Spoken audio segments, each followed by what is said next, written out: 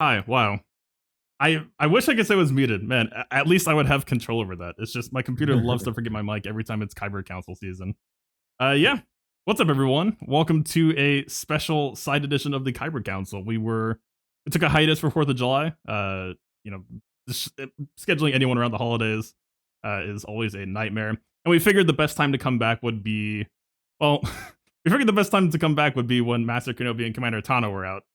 And then some other stuff happens that we'll be getting to later in the show here. So throughout the show, if you want to ask questions related to either the new characters or the new road ahead, we will be gathering those throughout the show. But otherwise, let's get started here. Here alongside me, as always, we have Kin. How's it going, man? Fantastic. Perfect timing for this Kyber Council, I have to say. CG cooperated and gave us some good, juicy topics to discuss at the same time. Gotta get that Going content, great. man. Yeah, it's Indeed. interesting times, I guess is the old ancient curse word. Yeah, we have a fantastic here panel this evening. Gonna be a good one. Let's start bottom, I guess, this time. I'm just picking an arbitrary order. Yeti, good to have you back, man. How's it going? Thank you. It's good to be back, guys. Thanks for letting me fill in here. I know it was one of those ones where you just needed someone to fill really quickly, and I'm like, well, I'm always available. It's much appreciated, man. Otherwise, we're gonna turn to Gambit, and there was gonna be some weird copyright issues. I don't know. We've taken over. No, awesome to have you, man. Solo, how's it going? Yes, good. Thanks for having me. It's funny. Last time I was on the show, I remember CG dropped something like 2 days before we were supposed to go on, and all of a sudden there was the panic. Guys, we're switching everything we're talking about. Here we go. And so I think you guys just have to have me on more often. We'll get more news from CG. They wait for you to do this, their Solo. That's what it's all They hinging do. on.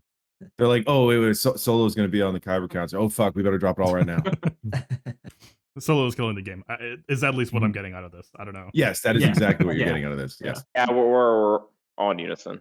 So chat knows who to blame for all this nonsense as well. So Absolutely. Calvin, man, how's it going? That's going real well. Thanks for having me. Really appreciate being here. And like I said, there's a lot to talk about, so it's going to be a good time. Yep. And last but not least, before we get right into it, Ando. Good to see you, man. Thank you guys. Yeah, it's great to see you guys too, and thank you again for inviting me. Yeah. All right, folks. Yeah, we are just gonna hop on into it. Ken, if you want to introduce the topics, and let's take it away. Lots to cover. All right. Well, as you mentioned, we're talking about the road ahead a little bit at the end of the show, but the first 2/3 or 3/4, we'll see how the discussion goes. We're going to be talking about Jedi Master Kenobi and Commander Ahsoka Tano. Specifically, now we've had a week of GAC, sort of see them in the wild, which is a little bit different than the arena testing or theory crafting that usually goes on. So we'll start out here. We'll go from the top, I guess, with Ando. Ando, what's your take on how JMK and CAT together, have they changed or adjusted, whatever, revised the GAC meta after a week of playing with them in GAC? Right. Yeah, I don't know. I mean, like, so for me personally, I wasn't one of those guys that ripped every single speed mod off of everyone and then pushed them onto like those two. So I had a naturally I won't say like slower, but just a little bit like one or two speeds below. And like I was like really afraid because everyone was like, oh, speed. So I kept mine on offense, I think all three matches, both of them together, just in case, like, because that was that fear that like someone sees, oh, this guy doesn't have a fast Kenobi slash Tano, like, Yeah. I'm just gonna make it his problem, like kind of thing. And so I was like, okay, so I think I can play this. And I didn't really see too many people deciding to do that. I think actually the first opponent did.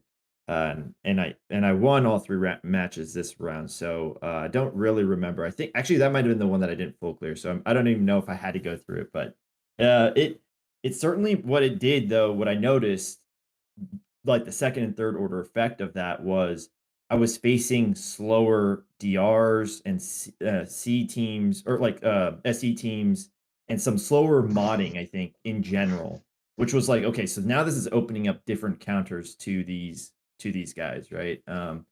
Today or I think it was yesterday, I was helping out someone with a match, and their Rex was really, really slow. And I was like, if I had to guess, it's because they ripped off all the speed, and it was like, we can Moth Gideon this now. Which Yeah. is funny. So I don't know, kind of interesting how that is all kind of trickling down because of two characters. But Yeah, that's one of the things I noticed quite a bit. People either rushing to put a ton of speed or a ton of offense on Commander Tano, and then putting them on defense. And if you save yours for offense, it's an incredibly easy mirror, like it's almost a guaranteed 57.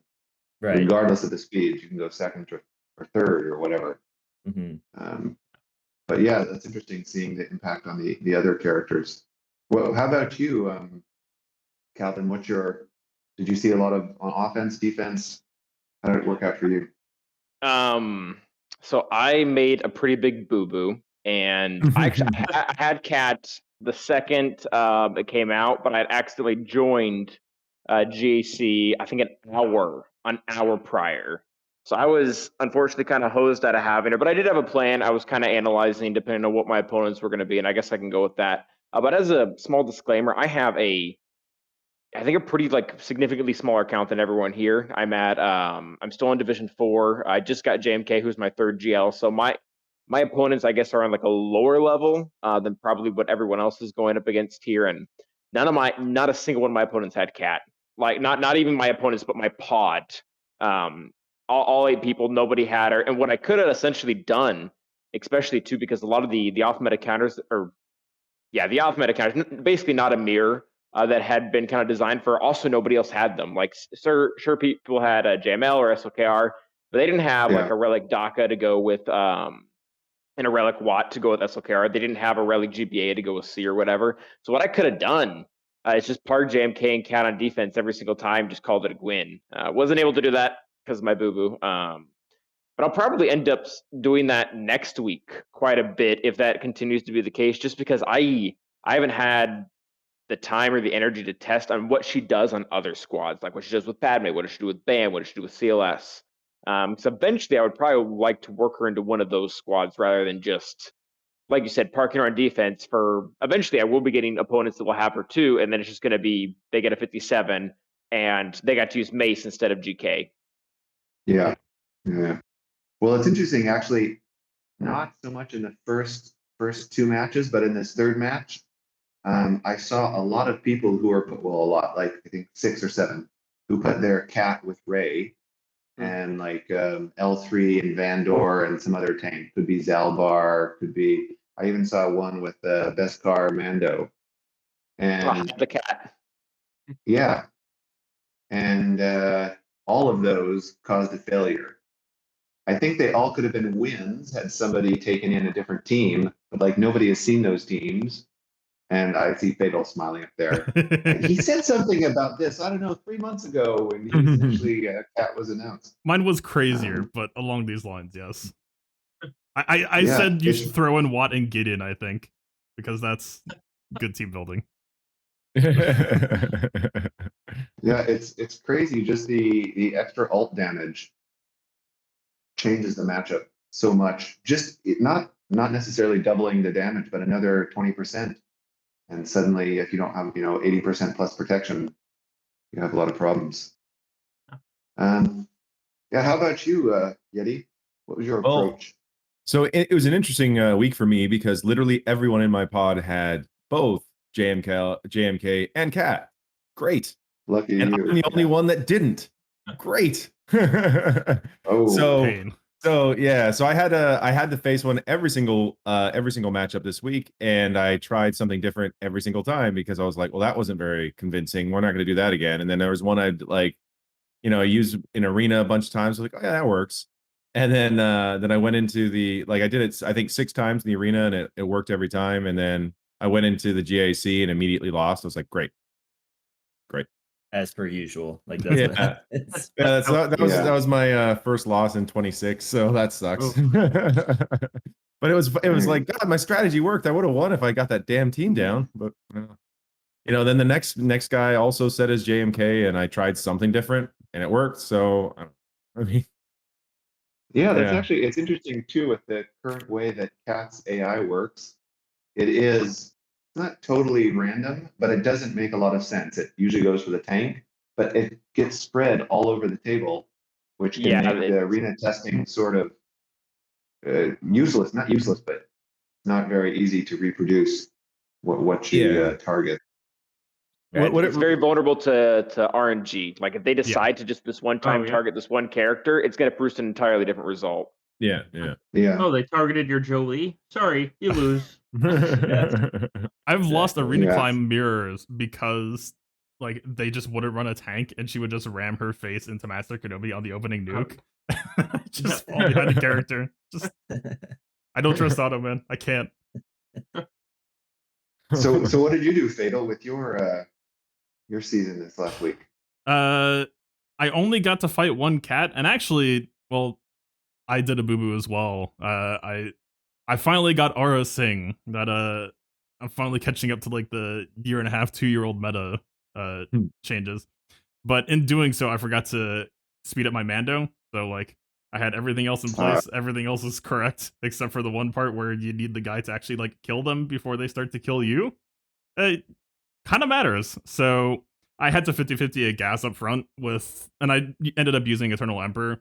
They had Ray plus Cat in the rear, and I just couldn't break it with I've been going pretty heavy posting this week, and I actually have been doing Ray Cat myself. Not with the crazy Gideon or anything. I've been going Vandor with L3 with Cat and Watt with Vandor getting the tank tech. And so far, I mean, it's done really well. People have held like 5 GL, 4 GL. And they've only been getting down like one zone. But I don't necessarily think they've been like put to the proper test yet. Actually, before we even started this lock, I thought that the team didn't actually seem that good. Like I streamed some arena testing, and it was just like Ray's ult, even with like pretty crazy offense, Ray wasn't able to kill people. I took it into lock anyway because I was just like I thought that the team would like scare people, even though like I knew that the team wasn't really that bad or like that difficult. I figured people could like overreact or just like cause themselves to screw up. It gets interesting if you give them one whirlwind. Basically, you have to set yourself up to lose. If you give them that before the first ult, you are suddenly taking way more damage, you are way lower, and she can just mop the floor. If you slow play it, or like, I honestly think like as long as you have like a Relic Jolie, like a good Relic Jolie, like no crit avoid, no tenacity, don't care about any about it, just get the dude to the moon. I think you'd probably be fine anyway. But it's a team that I like a lot and has enabled some fun stuff like holding JTR bros for the side, which I absolutely love. So I'm gonna ride or die with that concept for a while and just see where I can take it. I don't know. I don't know if I could recommend it yet, but it has done well for me, is what I'll say. I think the biggest thing is people don't know how to fight it. There's no real way that many of them can reproduce it in arena to test against. And with the wacky ass targeting of Cat, it's very hard to get a good test in. I personally kept my JMK and CAT on offense the whole week, and I had to kill one other JMK and CAT team, but that's very easy with the mirror. And the rest of the time, I would put Cat and Ray and like Shock together, and you can 62 point almost anything because you get just a ton of assists and protection regeneration, and it's very hard to kill stuff. So for like max banner setup, that worked out pretty well for me. Yeah, I kept on hearing that it'll you be could do like interesting. crazy 2-mans. Like that felt pretty good to you, or like wasn't scary at all? Just like just smooth riding, or I killed, I think, I didn't kill any GLs with that setup because most of my opponents placed Ray and JMK or Ray and SLK or something like that. So I didn't want to take my own Ray with Shock and JMK, but DR, Bad Batch, GG team once. Just with Shaq, you get a lot of extra regeneration at the end to sort of top everybody else up. And I'm sure I could have won on auto, but without auto, it was very, very easy. So nice. Yeah, nice little banner regeneration. Yeah, so let's move on a little bit here. We're moving right along. In terms of team setups, so sort of building on the how we've seen JMK and CAT used, in terms of team setups, what do you talked about it a little bit, Fatal.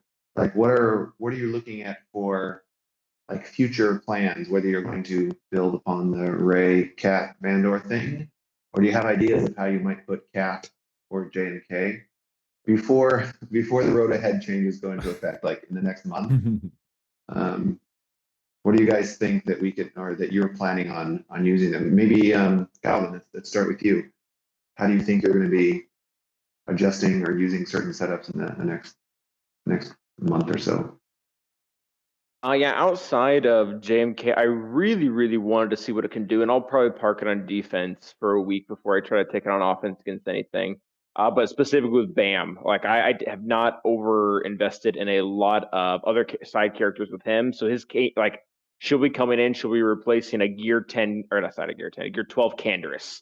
That should bolster that team much more than it currently is now. And especially just going up against the unknown, someone is going to want to throw something way stronger against a team with Cat in it. So that's probably where I lean. I considered CLS for a hot minute, but from the slight testing I did, I would have to put more than just her on the team for that to still tackle GLs, which is really what I would want it to do. My Yeah. CLS is only R3. I would have to take him up pretty significantly higher to get Nubaka's bonus to do more offense. But other than that, I'm really not keen on Padme either. I feel like Padme is already getting pulled in a few different directions, with Ahsoka pretty much being tied to JMK now, and Yeah. not entirely sure what I'm gonna do there. So probably Bam. I saw a good BAM fight once with L3, Vandor, Quill, and Beskar Mando, but no IG-11 in the team. Huh. Which was very strange, but it was very high damage. And Vandor, I think he resurrected him 2 or 3 times and caused a BH team to time out. But it's interesting. I think in that team there's a lot of potential, especially with Cat going pretty frequently. She builds up the whistling birds pretty well. Oh yeah, that's the. Sorry, go. No, go ahead. No, I was gonna say, I think Ando mentioned it about her speed. Like a lot of people are, and I guess this misconception comes from Moff Gideon, because Moff Gideon you can throw literally as much speed on you want on him, and you'll get a good return on it. Like both Cat and Echo, who are characters that have come out fairly recently, they don't need a massive amount of speed. Like I think my Cat has plus 15s. She's still going before any one of my Bam or my Padme squad. I think she's at like 330 with that.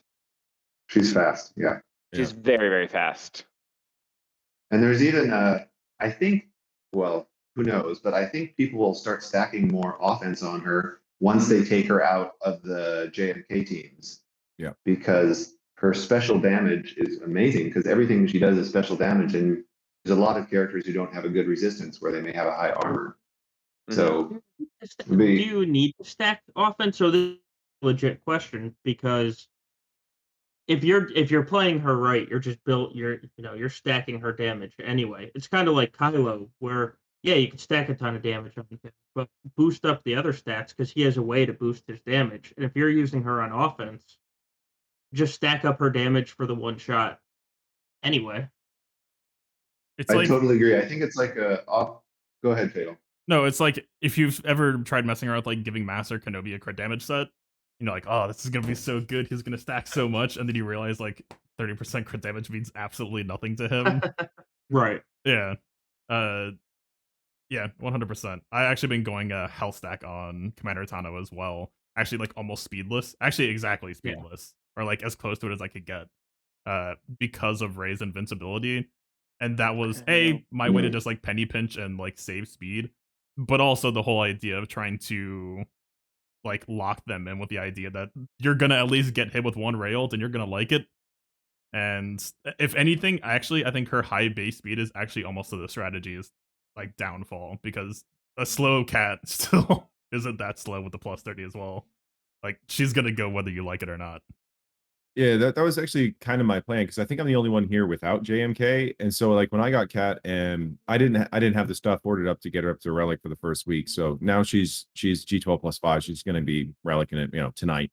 But it's one of those ones where I don't have a place for her in my roster. So I was thinking Ray. I was going to try her maybe with Padme. I was going to move her around and just see how people react to it because you drop something like a JTR team with with Cat in there, and she's going to be boosting up JTR, and it's like okay, here we go.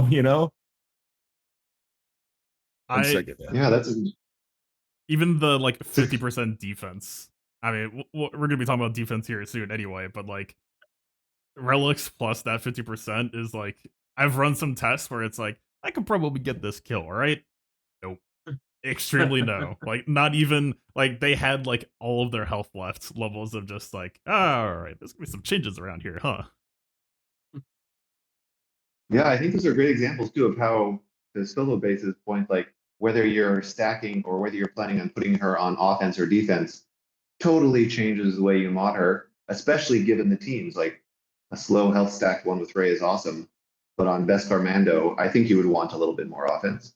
But again, there's just so many ways.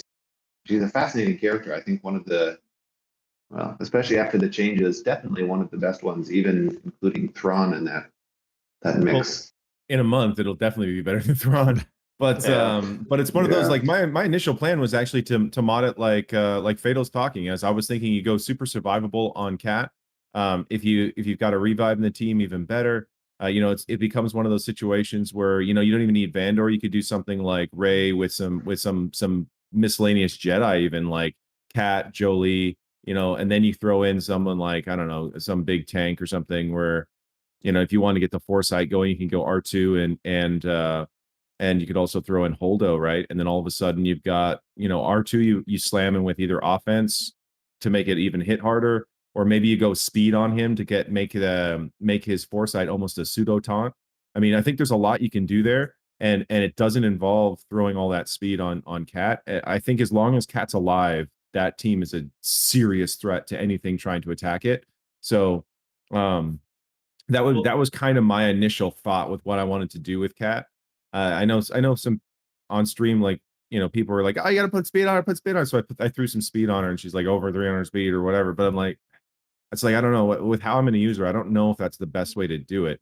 But I definitely like the idea of putting her with Ray and then truly trying to make it gnarly, like really trying to make it a pain in the ass. Because if you put Jolie in that team, it doesn't matter if they kill her first. She's coming back, and I mean it's a pretty lights out kind of situation. Because I don't have Vandor, so how do I play with it, right? And then I that's how I was kind of looking at her. I was just like, how can I throw her in a team that's really gonna screw someone up? Like the Padme team, I was like, yeah, that's not a bad idea because I don't really have a dedicated fifth there, but I don't have JMK, so I'm not stealing Ahsoka and Anakin and stuff. So I've got that solid Padme team. With Padme, I'd probably go speed on Cat there. I'd want her definitely over 300. Get her into the mix really early, and then that could be a lot of fun there. But specifically, you want her to get the Sheehan out, and then you've got JKA going and taking his AOE, coming in with all that extra offense. I mean, there's potential there for sure.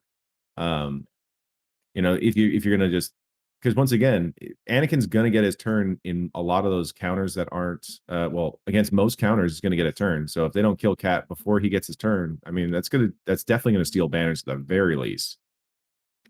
For sure. Yeah. Jolie doesn't actually revive Cat though, because she's not a Jedi. Oh, that's right.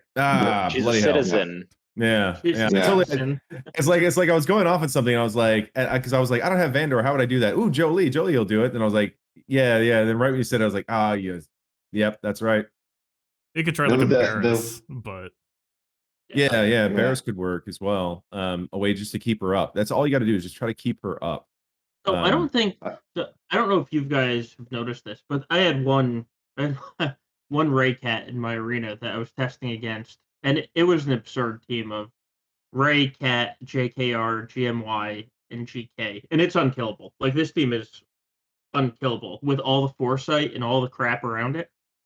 But I would get Cat down, and I swear to God, it felt like her 50% bonus health stayed with Ray because Interesting. I could not take down this Ray, and my Sith Eternal is built up to what 170k health. Plus, I had 2 stacks of Beskar ingots on her, and even with Cat dead, I was being taken out from full protection. Like I honestly think the Cat unique, it's almost like the Watt tank tech on JML under a Bastila lead, where when there's bonus protection, the bonuses Still stay, there. and you have to get through it because I'm telling you, this Ray is like a Ray I've never fought. And then afterwards, I'm like, I can't. I've lost this team 5 times with JML and Sith Eternal and um, Vader, and I was like, what's going on? And I looked at the Ray; it had 9,500 offense and it had 200k health. Like it was not Jesus. a good modded Ray. Yeah. I was about to say, Yeah. what's mine going to do with that? Holy crap. And What was the team again?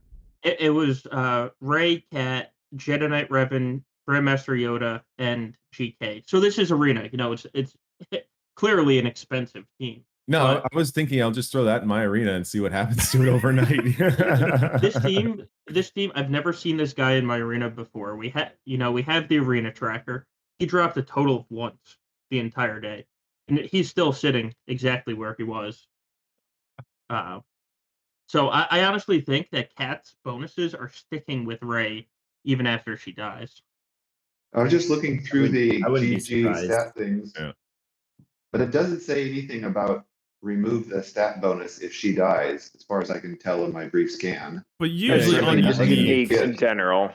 Right. Because remember when we had that problem with Barris? Barris, This yep. is like 4 years ago now, where we were Yeah. killing Barris and her unique was staying true, and the devs were like, no, uniques are supposed to die. And everyone called it a Barris nerf, but it was, my God, save me. Well, I wonder, you mentioned the JML thing. I wonder if that actually is in the coding, like the bonus protection is built off of the health at the beginning of the battle. So Yeah. even if Cat, I'm not saying all the bonuses stay, but maybe that the bonus protection, that specifically is staying afterwards.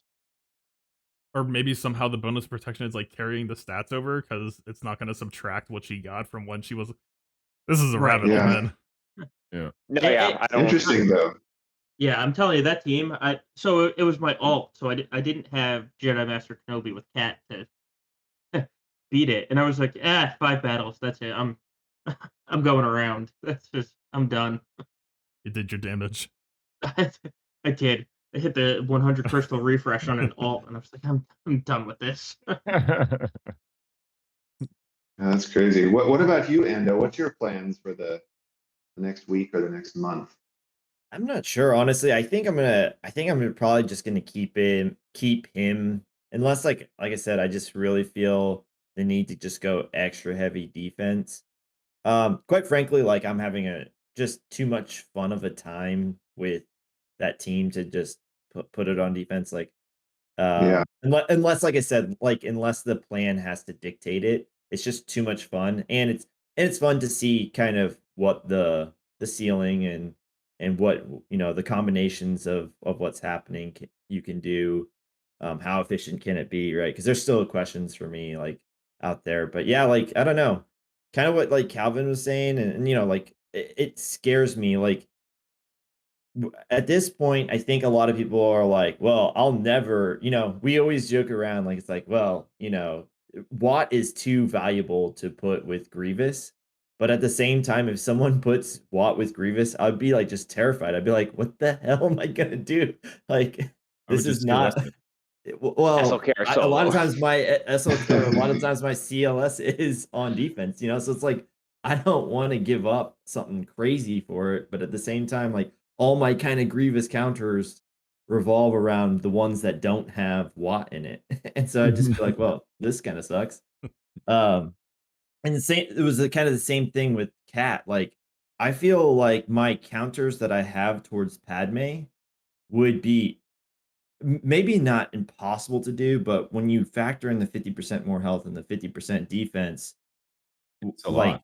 yeah, That's like, a really big variable. yeah, exactly. It's just like, so my mark on JKA Isn't and going to then, kill him that by far. right. And then and then if you kill him, all of a sudden now everyone has the 90% or whatever Ooh. added to them. And so it's like, well, Cat is eventually going to start killing people like with that much offense. And it's just like, okay, so like, would that work? I don't know, because obviously people don't set me Padme teams in Arena that I can go try this out with. But yeah, it's just sort of like, and then like I said, the two known counters that I've been running of recent seasons is CLS, which like I said, for me is almost always on defense now, and um Jedi, because I don't really like, I don't want to give up my Thrawn. I don't want to give up, some of those Sith early on.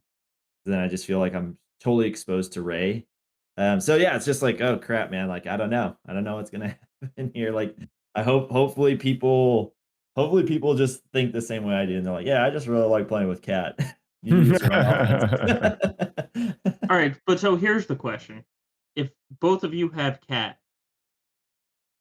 are you Who actually blinks? right? Who blinks? Who puts it on defense? Because Ken, you were saying earlier, like I had it placed on me twice this time, and I got a 57 each time. I didn't lose Kenobi because I brought Mason as the sacrificial lamb. He taunted, he died. I got a 57, Good and you job. just wasted the best team on your roster, and I got a 57 on it. Yeah. But With so Mace. right with Mace, and I say it let me save my Padme team, so I had a Padme team Yeah. on top of it. But so here's the question: if somebody puts Padme with Cat on defense, right? How are they going to beat my Cat? Because I watched the Gom stream today. I don't know if anyone else did, and it took 7 battles. He finally got the JMK cat down. It took him 7 battles to get down, which he got like I think it was a 17. So go ahead and put your Padme Such a or Gom put your battle. cat with right. Put your cat with Padme. If I'm going to force you to get a 17 and you're going to put your cat with Padme, that I can just Sith Eternal solo, like go right ahead. I dare you. Yeah, that's also true. Like, I mean, the history is going to kind of dictate like what I do, I think, because it's just like you have the history of using them on defense, then yeah, you're going to kind of force my hand, like quite Right. honestly.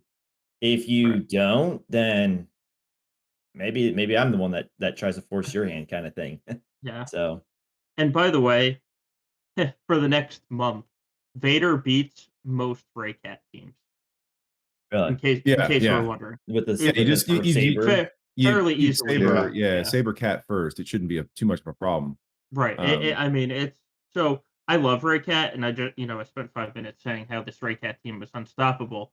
If I wasn't lazy and wanted to take my Vader out for a spin today in arena and hope that I don't get hit in 10 minutes, it's very very Vaderable right now. I think that actually goes to show one of the things that's most interesting about Cat, especially, well, even after the road ahead changes are implemented, is it encourages at those roster depths that have a wide variety of teams, you can make your broad teams so much more stronger than just your GL teams. Yeah. Because Well, not if people only are, I was going to say, not only that, just to cut in really quickly, is what you're doing is you're putting in a little bit of the unknown into any counter, and then people are going to second guess themselves, overkill it, do whatever they got to do to get it down, and chances are they're not going to try a chintzy counter, like just like Ando was talking about. No, I don't think anybody's going to run their Jedi Revan at it, and someone in chat just goes, "Oh, just see Watt it." Great, that's great, perfect. yeah. I'll have my Ray behind. I'm like, that sounds Yeah. amazing. Like. Like that's best case scenario right there. Like it doesn't get better than that. Yeah. Yeah, and with the expanded size of the divisions now or teams required, you have so Yeah. much more flexibility in forcing 3 like C team, force 3 C counters or encourage 3 C counters in the front wall Exactly. Yeah. and put something behind, and you have a. Yeah, I think that's I think my favorite part about Cat, lesser so than JMK. I think JMK is a great GL, but he doesn't necessarily bring anything new to the GL versus GL meta in my mind.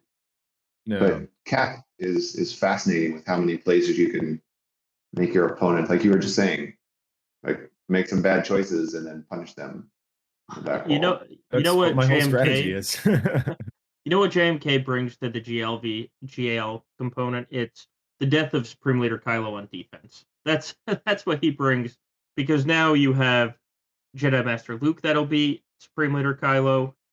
You have JMK that'll beat Supreme Leader Kylo, and at least for this next week, you have Jedi Knight Revan and Jedi Knight Luke, not even a GL, that Yeah. beats Supreme Leader Kylo. Like, this is They should still continue to even afterwards. well, yeah, we'll see. The thing that people are absolutely overlooking is the mechanics are absolutely, they're the same for sure. It should work mechanic wise, but when you take ignores defense off of JKL, does he still murder the team fast enough that Slacker doesn't get to ult? Well, can he beat KRU? That's the question. Yeah, that is exactly what I'm getting Yeah. at. I mean, they added some extra true damage to tanks, but is that gonna be the same as ignoring his defense? I don't think so.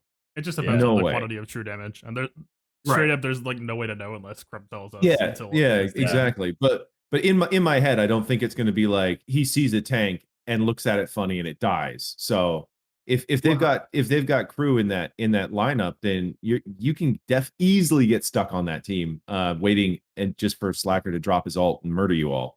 So Yeah. you know, But I think you have to be We'll see to a little test more it, but careful with the. No, I was just gonna say it's gonna make a much bigger difference the other relic levels on your team. Like it's very common to see relic 7 JKL and a relic 5 JKR, and the rest are all tier 12, and you can still Right. beat a lot of the fully relic 5 plus Right. SLK teams. yeah, And I think that's exactly what they want to get away from. It appears that's what they want to get away from. Well, I mean, I can understand some of that motion. I saw a guy in my arena today. He literally had his Relic 7C with the alt, and he had I swear to God, a blue gear Watt Tambor with the Zeta in his team. It was like 3 stars, blue gear. I'm like, I guess it still does its job. So, I mean, that's a good point though, because that's what I was thinking about with Troopers versus C now. As long as they're changing topics a little bit, but as long as your Troopers are faster than every character on their team, you're getting just as much turn meters they are. You will still clobber them. But you can also just got potentially way land more expensive. days. You can't use. But you kill one and then it goes away. So that's true. It's a different dynamic. But you can't take gear 11s and one R7. You have to take in like a full good team now. Yeah. I think Troopers are going to get eclipsed by Eternal Emperor's Terminator pretty quickly. Actually, yeah. Should we just do we? Yeah. Transitioning. I think we've exactly. Let's just go into the road ahead. I mean, we're sort of already there. So, Fatal, please continue. Road ahead. What's your thoughts? Man. So I guess we'll just say at the top. Hopefully everyone's familiar by now. We're not really gonna like pull it up. I think most GL counters can continue to exist in some form or fashion. I think they're going to be harder, and some might not be consistent enough to be worth using. But I think the thing to me, I don't necessarily disagree with what CG is trying to do. I think I'm kind of settling towards I wish armor penetration wasn't completely disappearing. I think going from 100 to 0 feels a little bit sharp in a way that, like, even if it was as low as like 25 to 30%, I think would at least still feel like we have some sort of identity there, right? Like, Watt getting nothing in return felt kind of sharp to me, right? This is just like, that one was particularly harsh because my thought is they're giving a lot more crit chance to Vader, so Vader Watt going against Darth Revan is still a very good counter. But then you go, well, are we going to start seeing like Maliks that are not being able to get shot without ignoring defense? Like, are people just going to load up their Maliks with tons and tons and tons of protection and just hope that the crit doesn't get through? Because Culling Blades now lost 40% of its damage, and Watt Tambor is going to make it so he's not hitting through defense anymore. And yeah, they increase the damage per debuff, so that helps. But it's like it becomes a situation. It's like, okay, so now you have Tenacious and like really healthy Malik there. Are you going to gamble that you get that crit and it actually lands and it actually kills Malik? Because I mean, you'll Sorry. probably get the I crit. don't think you don't not get the crit now because he has like Yeah, 160% crit chance on his now Culling it's Blade of pretty Merciless pretty now. disgusting. But what I mean is But like the defense is a problem. The defense is a huge and problem. not hitting through the defense, I think, could cause problems. And if Malik lives through that, then all of a sudden, yeah, Darth Revan's dead, but you got some issues. Yeah. Like, I don't that think can go really wrong at that point. I don't think that will be an issue for Vader in that spot because all that extra crit chance that he just got is offense that you can start cramming back into those mods, and Yeah. that's But how many offense mods do we have? Because we have Vader, Cam,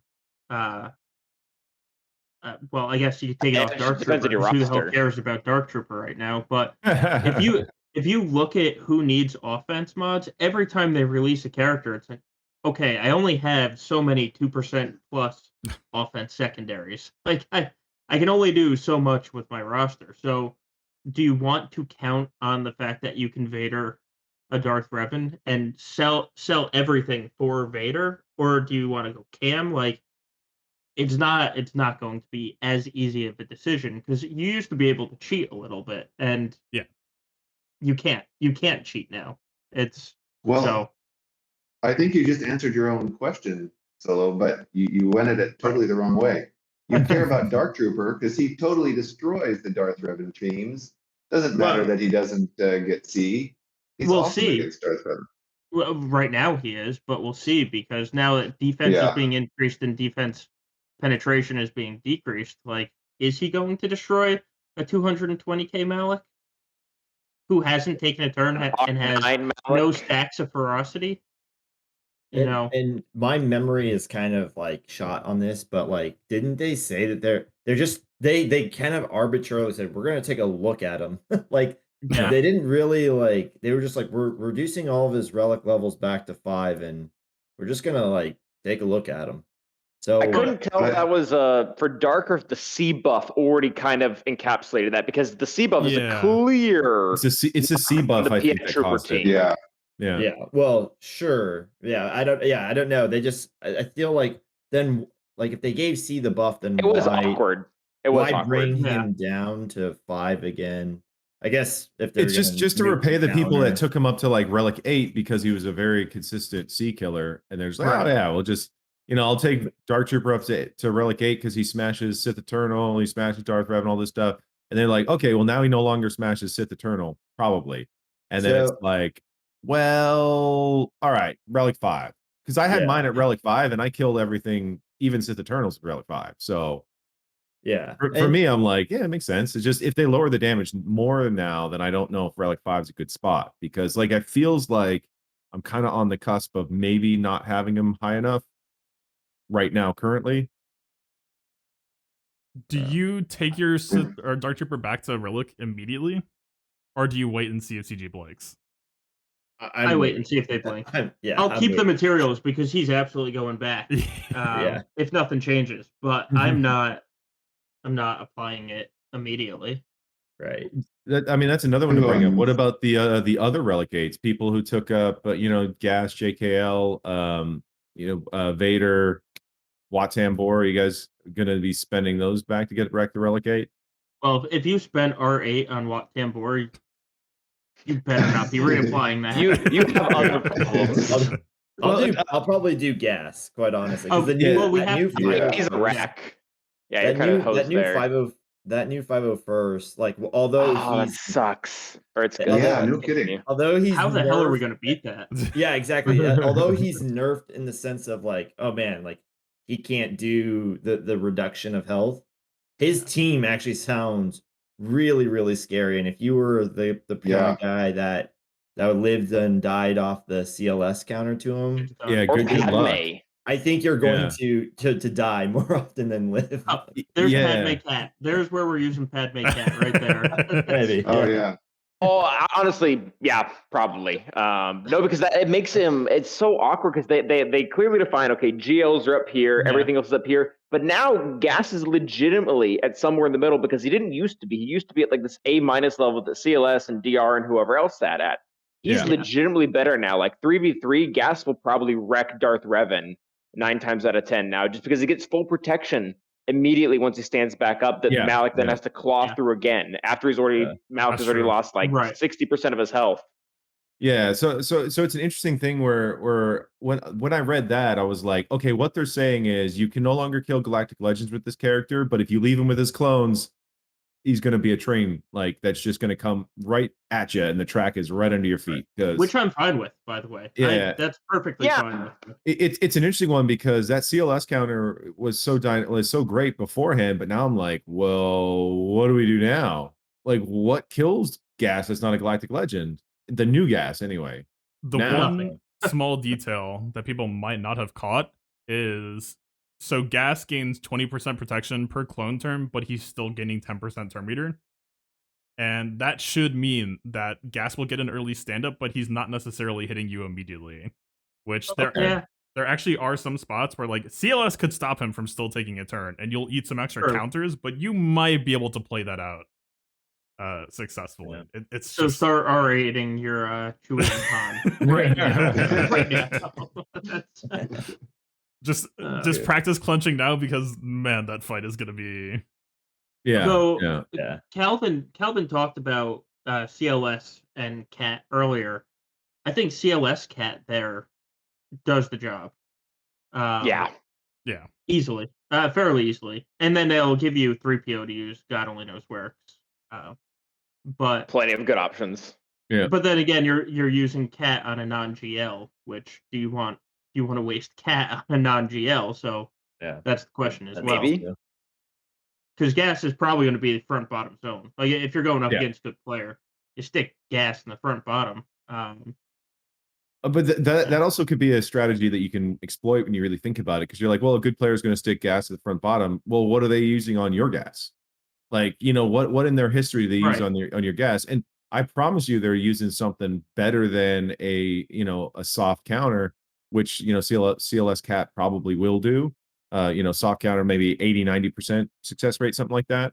So if they're lucky, right? So I would look at it and go, okay, so he's got a plan for a gas on defense. What's his plan? Okay, how does that screw him up if I do this? And plan accordingly. Like that's the kind of stuff where for me, Gas is already a defensive team, but now it's like a absolute powerhouse defensive team. And it was already getting Galactic Legend for me all the time. yeah. So I can only imagine what's going to happen now.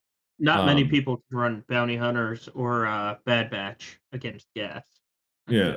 Oh, the Moff Gideon trick with Bounty Hunters will still totally work, yeah, because you just zap him before he does anything. Yeah. Yeah. Runners That counter might be worth looking back at. Oh, That's really cheap. I've wanted to run that counter this entire week, and every time I've gone up against somebody that's had a Rex at 312 or above, and my Gideon's at 371, so by one speed, I'm run the counter. Like, who still has Rex at 312? Damn it! I was actually just brought gonna- him back to that because I'm like, I hate this bounty hunter team. I refuse. I'm Yeah. like, Yeah. I just was just gonna ask. I'm like, is this the point where now we're reevaluating Rex as getting some premium speed mods again? Because if you get your Rex, like you said, at like 310 plus, I mean, not very many people are gonna have their Gideon that fast. Right? I can tell you right now, I spent a lot of time on gas modding, like everyone on the team. I tried some crazy stuff. I tried a really fast Rex with a really fast gas and speedless clones so that you could get gas going before all the clones. I tried yeah, because then you could get gas That like would ruin self-topple Padme before counter. CLS turns. Yeah. Like Yeah. there were so many weird, stupid angles that I tried, just like anything, because CLS versus gas just felt so inevitable.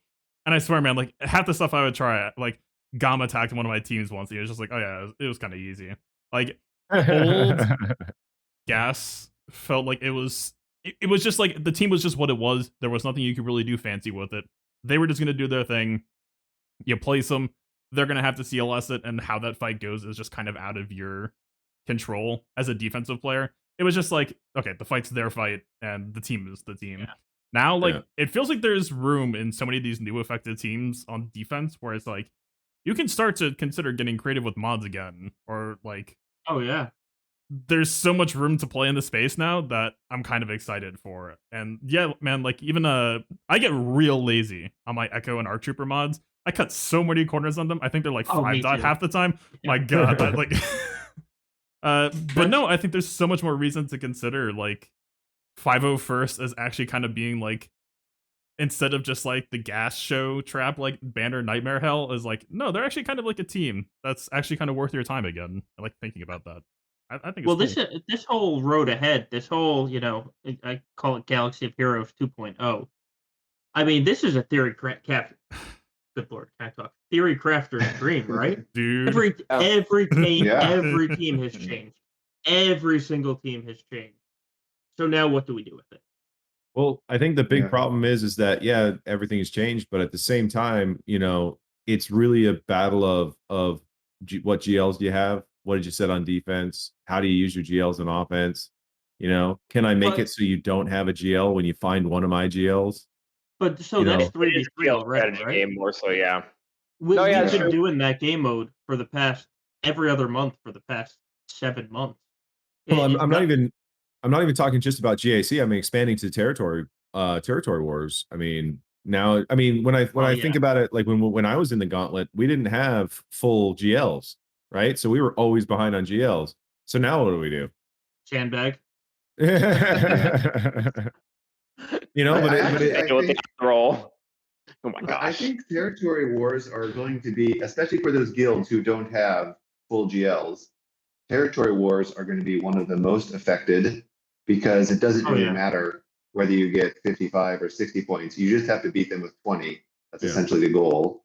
Right. And if you don't have a GL, there's no way to convince 37 people who have no clue how to run JKR, JKL against SLK. You can't suddenly teach them a new counter that's more complicated and expect them to Green share. have good success, I think. yeah, Yeah. legit. Yeah.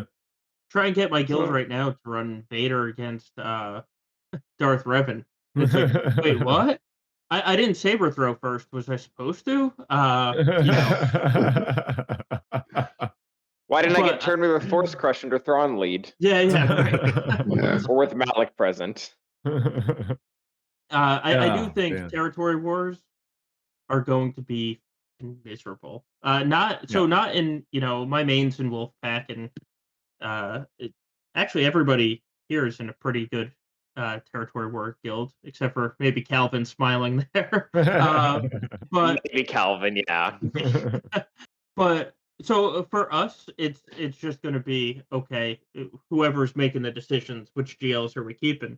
But for my alt guild, we run into sandbaggers. Sometimes we accidentally sandbag, and I can tell you, we're not going to convince my alt guild to clear. If we run into sandbaggers and they have a GL advantage, we're probably going to take the war off. Because what's the point of even trying? It's better to say, "Hey guys, we're just gonna kind of take it easy today," than actually try, get to the back zone, see 100 GLs in the back zone that we don't have, and it's like, all right, that was cool. See ya. We're gonna feel bad about ourselves now. Yeah. Yeah. And it's a weird situation because they're not going to adjust matchmaking for this. This isn't going to be like they're not going to hope go they through don't. they're not going to go through the overhaul of being like, oh, you can only get matched against people with the same amount of GLs. It's going to be the same way as it was before. You're going to have like there was this pod I think was the most GL heavy pod I've ever been in, but like the one I had last week was ridiculous. There was like a guy with 1 GL in there. I was like, what? Like I have 4. Another guy had 5, and another guy had 4, and then there was like a 2, a 1, and then like 2 3s or something. I was just like, oh my god! Like, could you imagine being the guy with 1 GL hitting one of those guys with 5? I swear to God, they've changed matchmaking again recently. There's some picture I could go back a few months and dig up. Of I just, like, agree. Literally, I think one of the worst matchups I've ever I ever saw had, that, but also yeah. ever seen. I remember going around. But I'm sorry, if you have 1 GL going up against 5, like I start to blame the player at that point. Like, Right. You have to. But like, yes, if but it's also 1 or 2, okay, that's fine. Do what you want. But 4, you did something wrong. Your Rogue One doesn't need to be R6. like sure, but at the same time, in my opinion, like I don't want that fight. I'm Yeah. pretty Oh, sure no, it's they not don't fun want for that fight anyone. either. So Yeah. it's just like, well, all of our time just got wasted. I would almost rather Yeah. fight an auto post than something like that. Well, I mean, if I was that guy, I would just auto It's a dangerous man. set Oh, every yeah, time every time. anyway.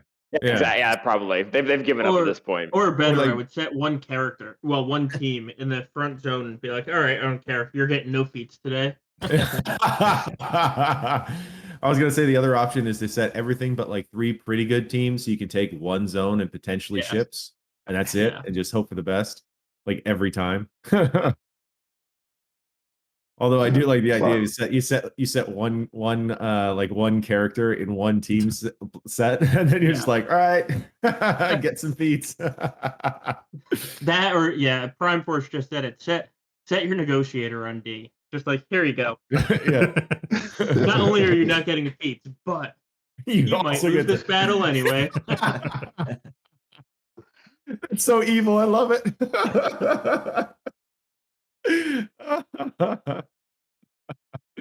Oh, that's so good. You're cruel. Your tactics confuse and frighten me, sir.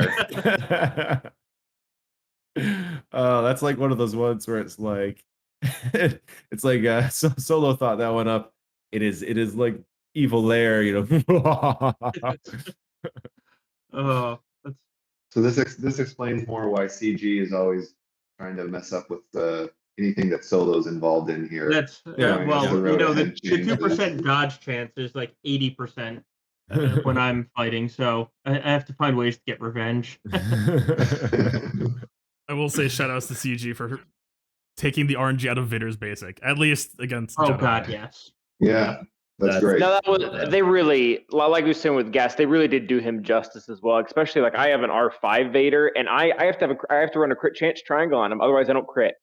Yeah. And these changes completely, like I can run crit damage now. Right. So that's the crit damage. It is basically there's more damage now too. Like maybe it'll actually kill Geonosians on basic. Sure. I'm Yeah. I'm not. I didn't want these changes to happen, but there is definitely a silver lining to them. Right. Yeah. Like Vader versus Yeah. JML, honestly, if you Merciless Massacre opening like 5 basic, that used to kind of work, and it was just like you didn't really want to do it because there was always like the 1 and 5, right? Like, Right. Yep.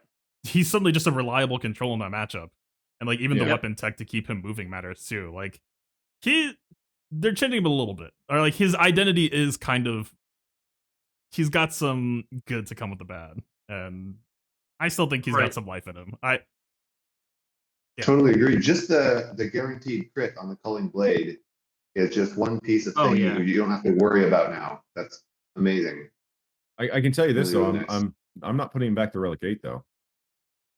Oh, When I get my I- mounts I might. back, I probably I am. might. I definitely am. Well, I'm it gonna depends on absolutely take the R5. time to I'm gonna absolutely take the time at Relic 7 to go and see how he performs against what I want him to do. And if that he I agree does, with. he's not going to Relic 8. Yeah, Like, that whereas I agree with. before there was no hesitation. I pulled the trigger on it right away. I was like, sometimes you just need that little extra crit chance against Ray, and it could be the difference. So yeah, let's do that. And Yeah. and so he went to Relic 8 right away, as soon as I could take him there anyway, because obviously I only got I think 9 Relic 8s or something like that. But 3 of them are being rolled back. All right, well, is JKL going back to Relic 8 for you guys?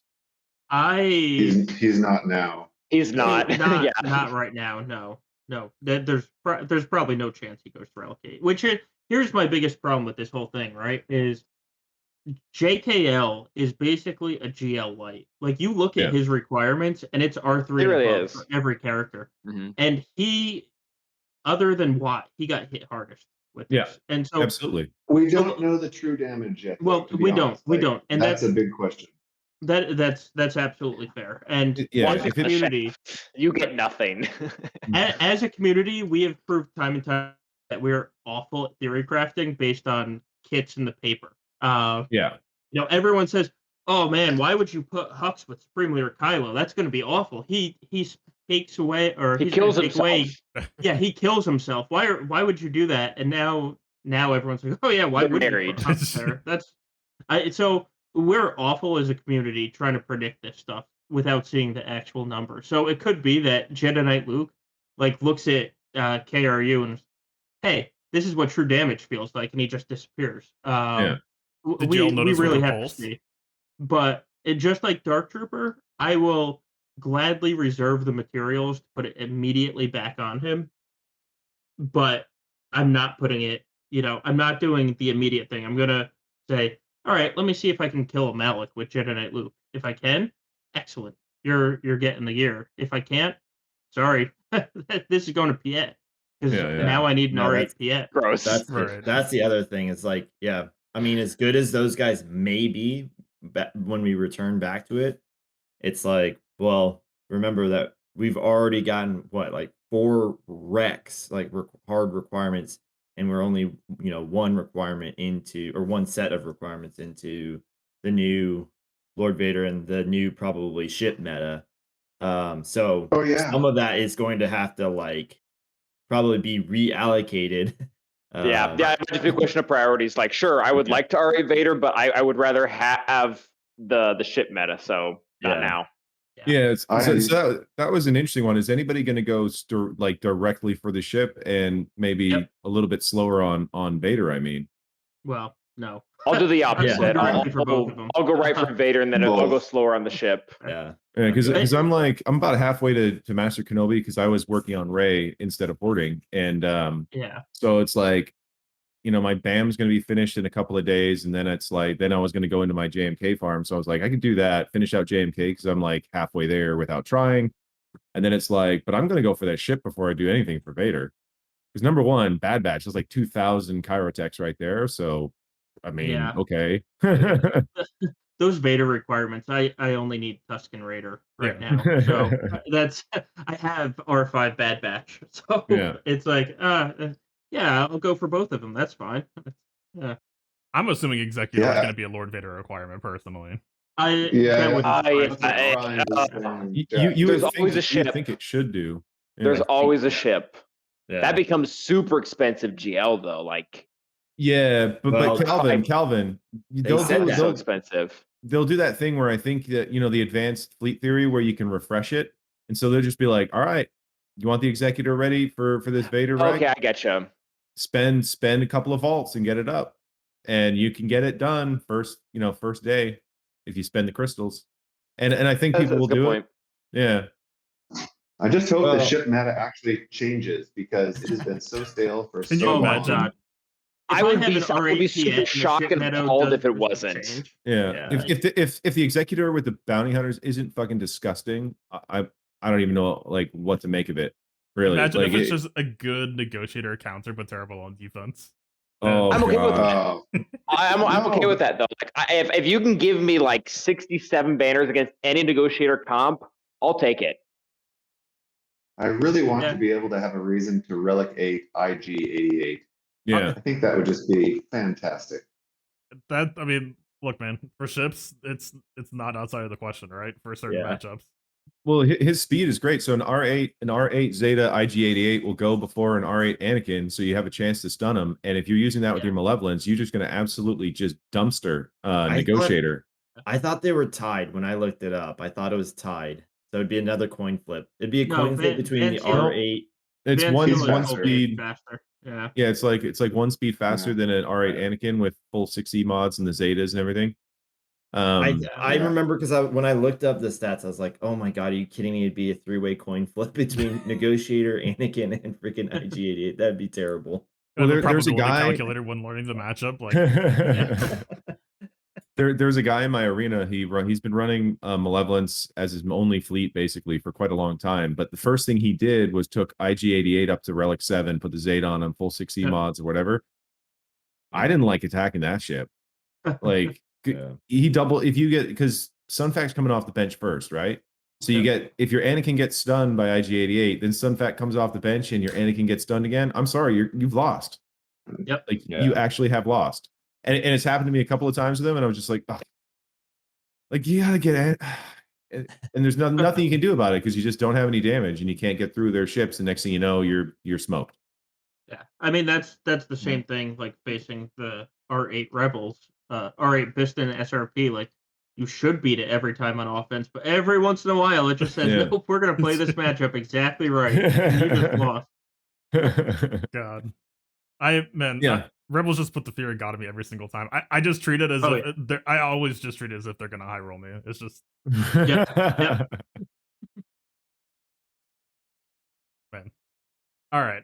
I'm gonna take us, I think, into a quick Q&A, but actually, I might just do this as like a rapid fire about the road ahead, because I do just want to like get your all's quick thoughts on kind of where we think the game is headed. I guess we'll say. So, if anyone wants to fire off questions in the chat, in the meantime, I will still be looking out for them. But yeah, so I guess right off the top, let's say, do you all think non-GL counters?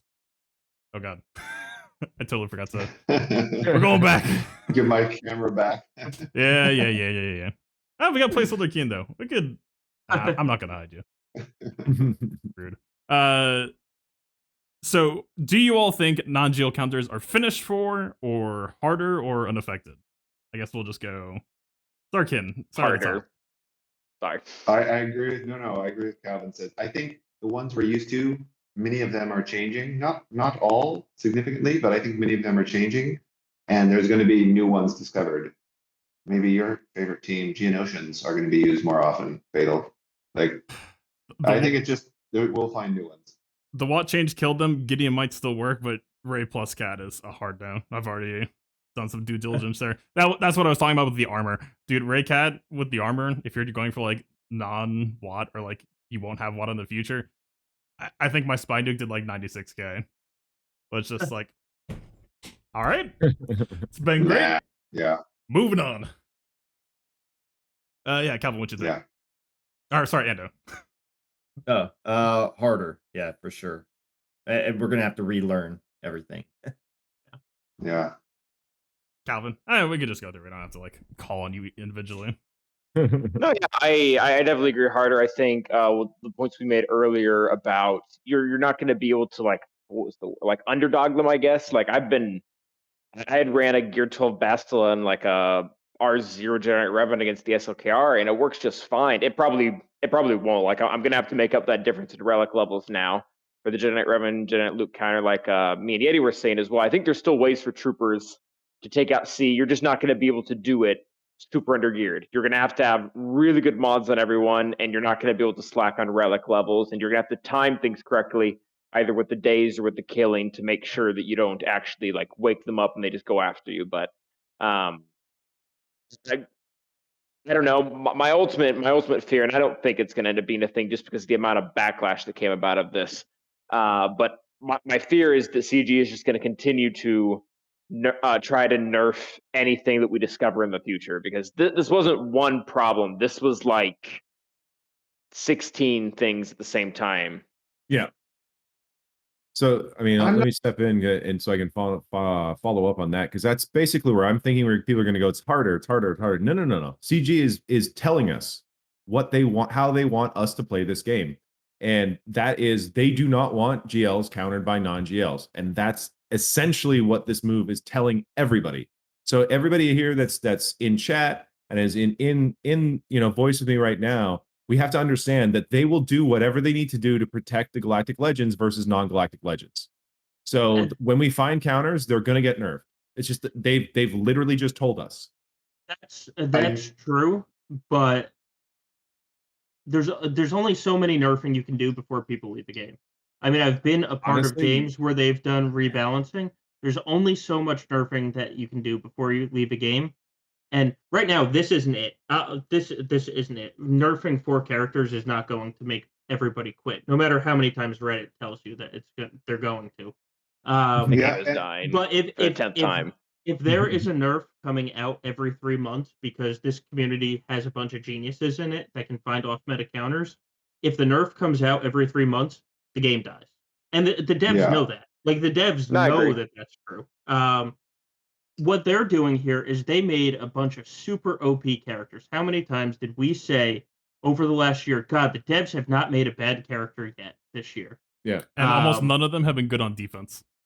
Right. Yeah. Exactly. Yeah. The thing is basically just defense penetration. That is effectively what they're nerfing. And Thrawn, because I think why not while they're at it, get it done at once. But they took a good opportunity to do like 6 other characters, just kind of like, okay, they'll be mad about this. They won't think about the fact that Grievous no longer has a chance against JML. Well, not only that, they kind of like buried the Relic 9 thing in the middle of the nerf storm, and it was just like one of those where you're just like, really? Because you know what the funny thing is, we're all sitting here talking about the nerfs, but I bet you if Relic 9 came out without the nerfs, there would be more outcry about Relic 9, and there should be. There should Well, be. we'll Like we see. have people in chat with like one Relic 8.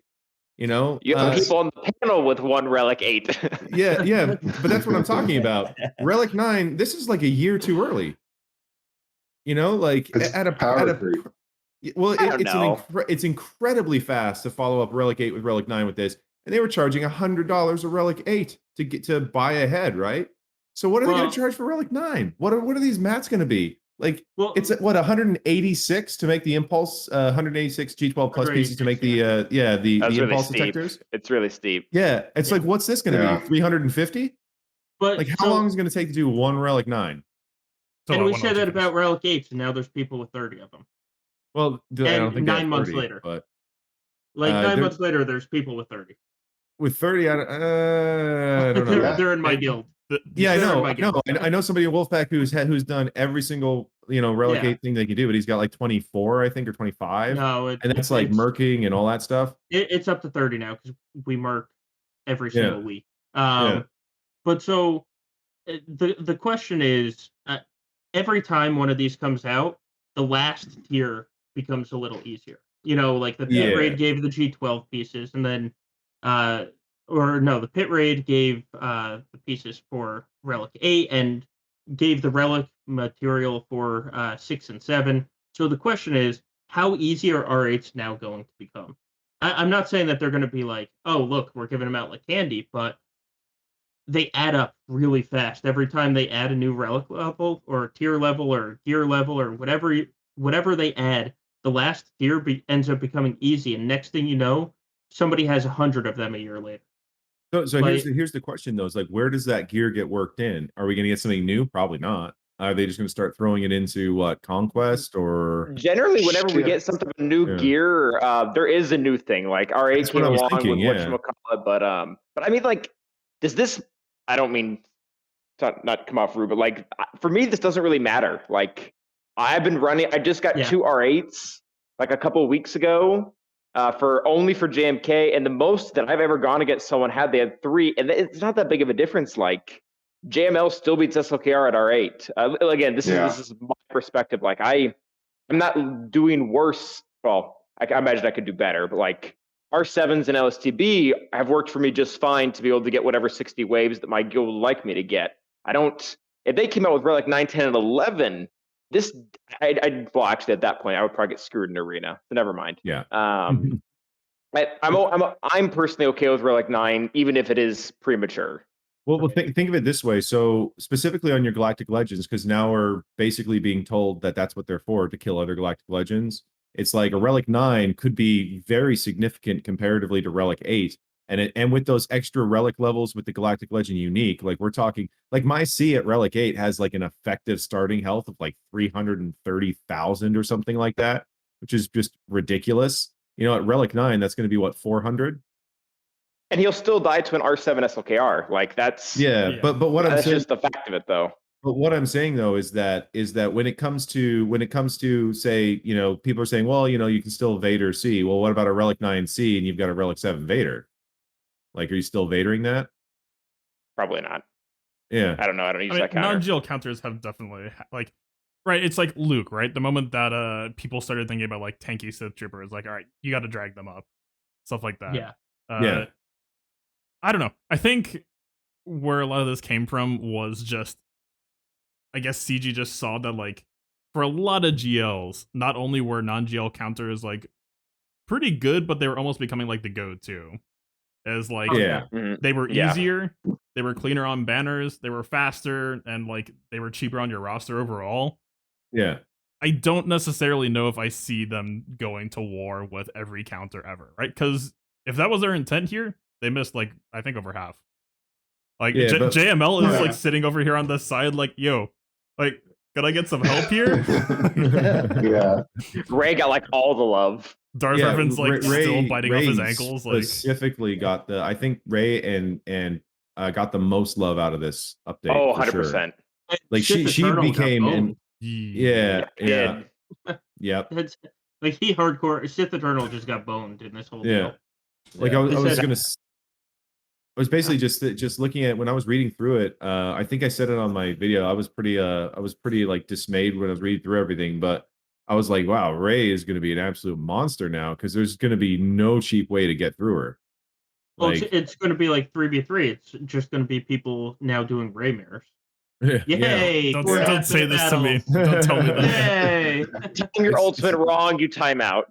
Yeah, honestly, honestly, with the changes to the counters, like if you're going to off meta, it's probably going to be another 4-minute battle. Like it's going to be that first time that you're trying to Vader array and you're sitting there like, okay, so what do I do next? Like let's think through all these options because like that's what it's going to come down to. Like you're gonna be like, do I have enough damage? Should I go for the killing blow now or should I save it up? Do I have enough turn meter? Like it's going to be refining that.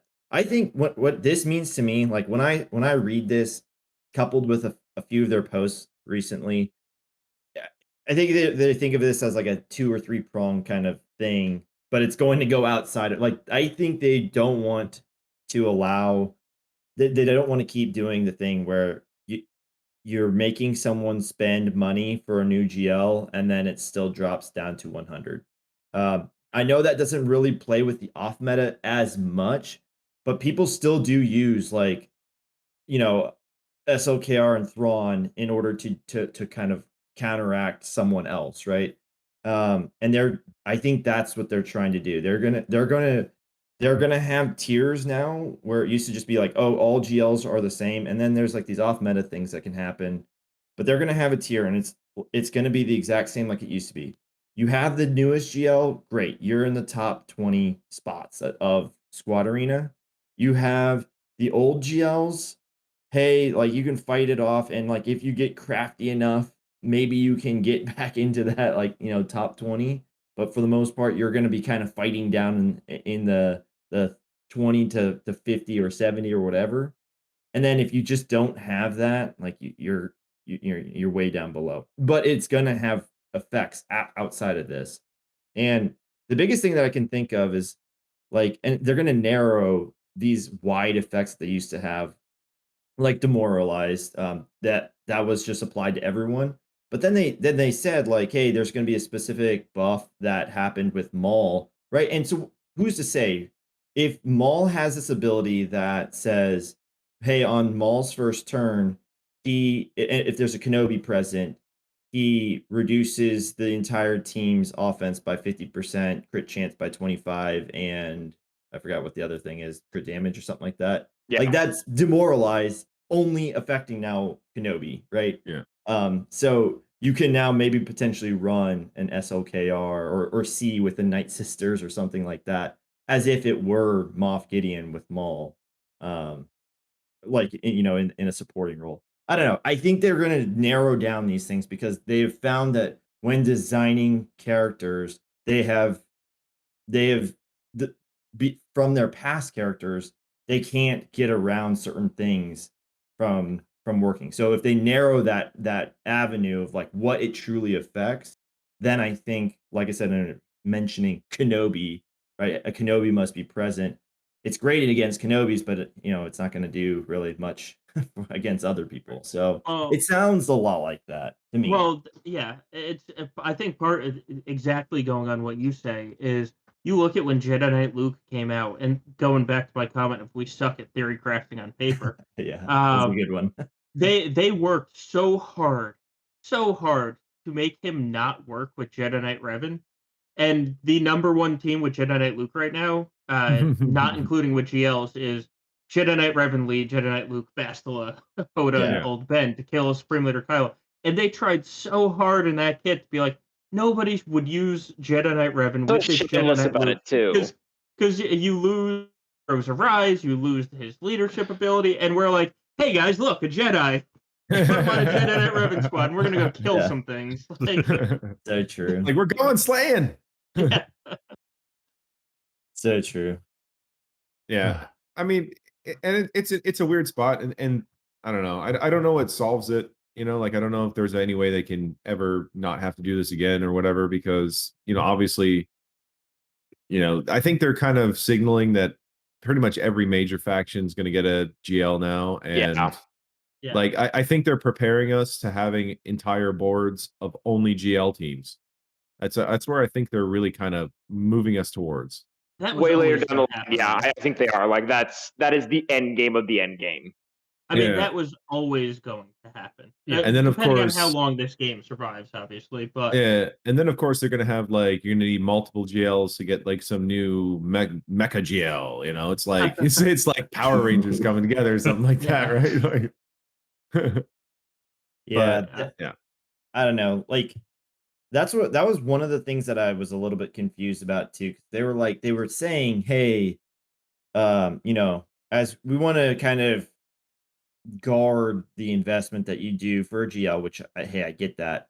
But some of these guys, like the kits that they had, it's like we would always joke around. I know in the Gambit roundtable, it's like you only got one Thrawn, you've only got one gas. yeah, Like pretty soon, if we did have 10 Galactic Legends on a board, it's like, well, that's You can only great, counter like one of them, right? exactly like I'm gonna run out of those at some point, right? Like heck, Ray takes 2 of those characters right now, Yeah. or like for the Ray counter. So it's like at some point you do run out of the off meta, right? Like, and that's why a lot of people just don't, they have to mix in some GLs, right? Because eventually, like I said, you only have one Thrawn, you've only got one Watt, you've only got one Vader, and there's only so many things that you can kind of run around with that for. Well, So That's why I thought just- these were so unnecessary, though. Like these Yeah, counters yeah. were already they were already limited. They were already not 100%. Like I guess I kind of get it, but like the amount of work that you have to put in mods to get most of these to work is pretty like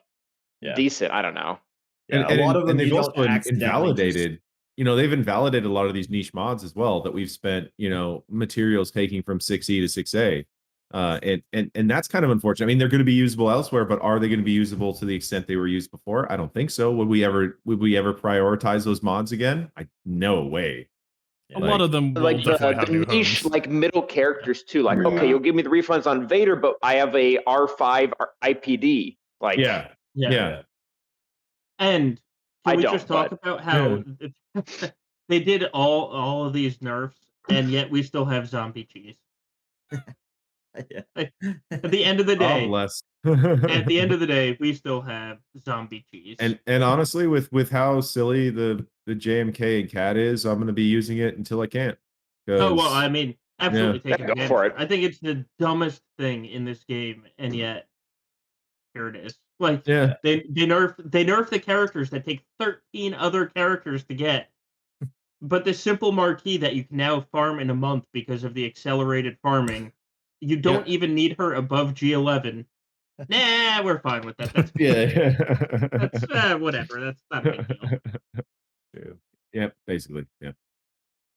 But it's kind of funny because one of the things, this is something I don't think anybody has talked about, but I think about it because I was asked pretty recently, like how somebody should, a newer player that was playing, like how they should kind of move their account up, and they were asking what they should aim for and stuff. I was like, well, one of the things you see people doing that I don't think is wrong, but maybe isn't the best is like they'll go directly for a Galactic Legend just to try to get crystals going in the arena, which is not a bad move.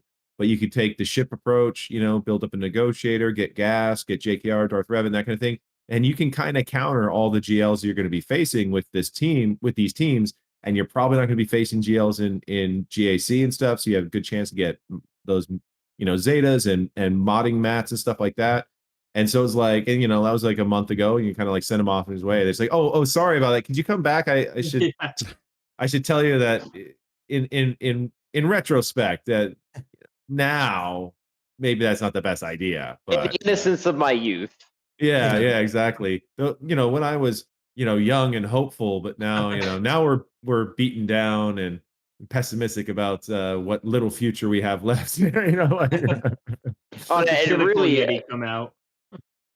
something we really have to drive into the younger community, like the newer players, is to really be careful with the relic levels until they decide to go for a GL.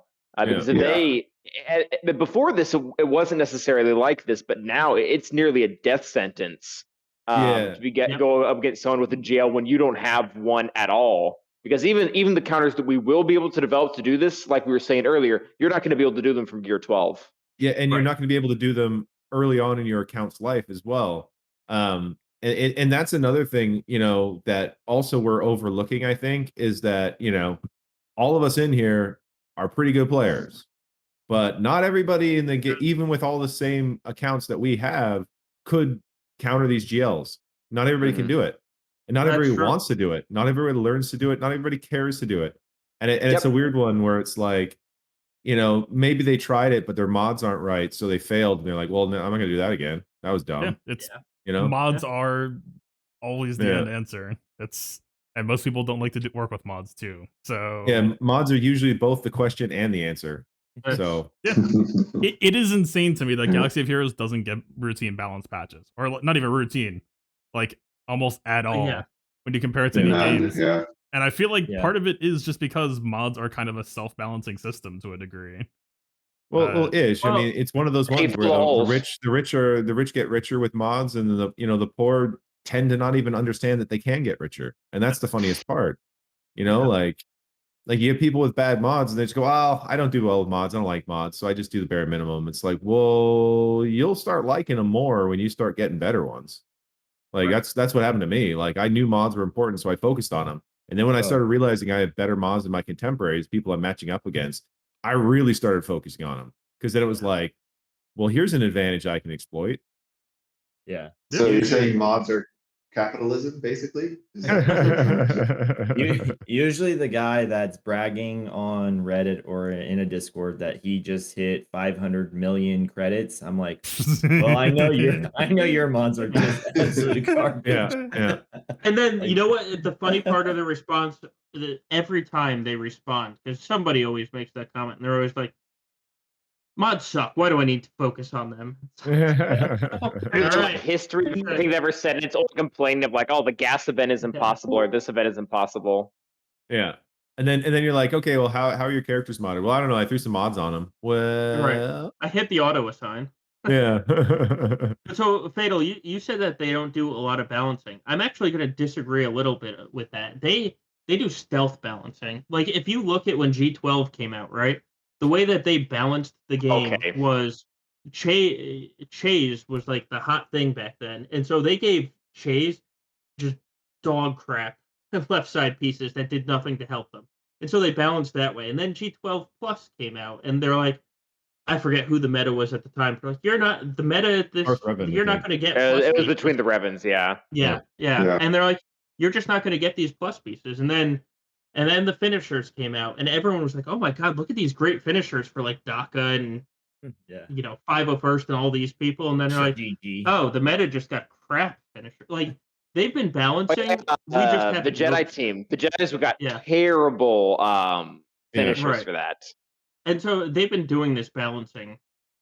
Just we just haven't noticed. forgot it or about that. cared to notice. But to me, Yeah. like And now Relic 9 is coming with special bonuses for tanks. Thanks. Sounds Yeah. like the Well, same that's- sort of that's thing. my is big it thing. actually So- bonuses for tanks, or are they just saying like, well, It's offense specifically gets said it's boosted supposed once? to bolster tanks. Yeah. Yeah. So here's my problem with this, right?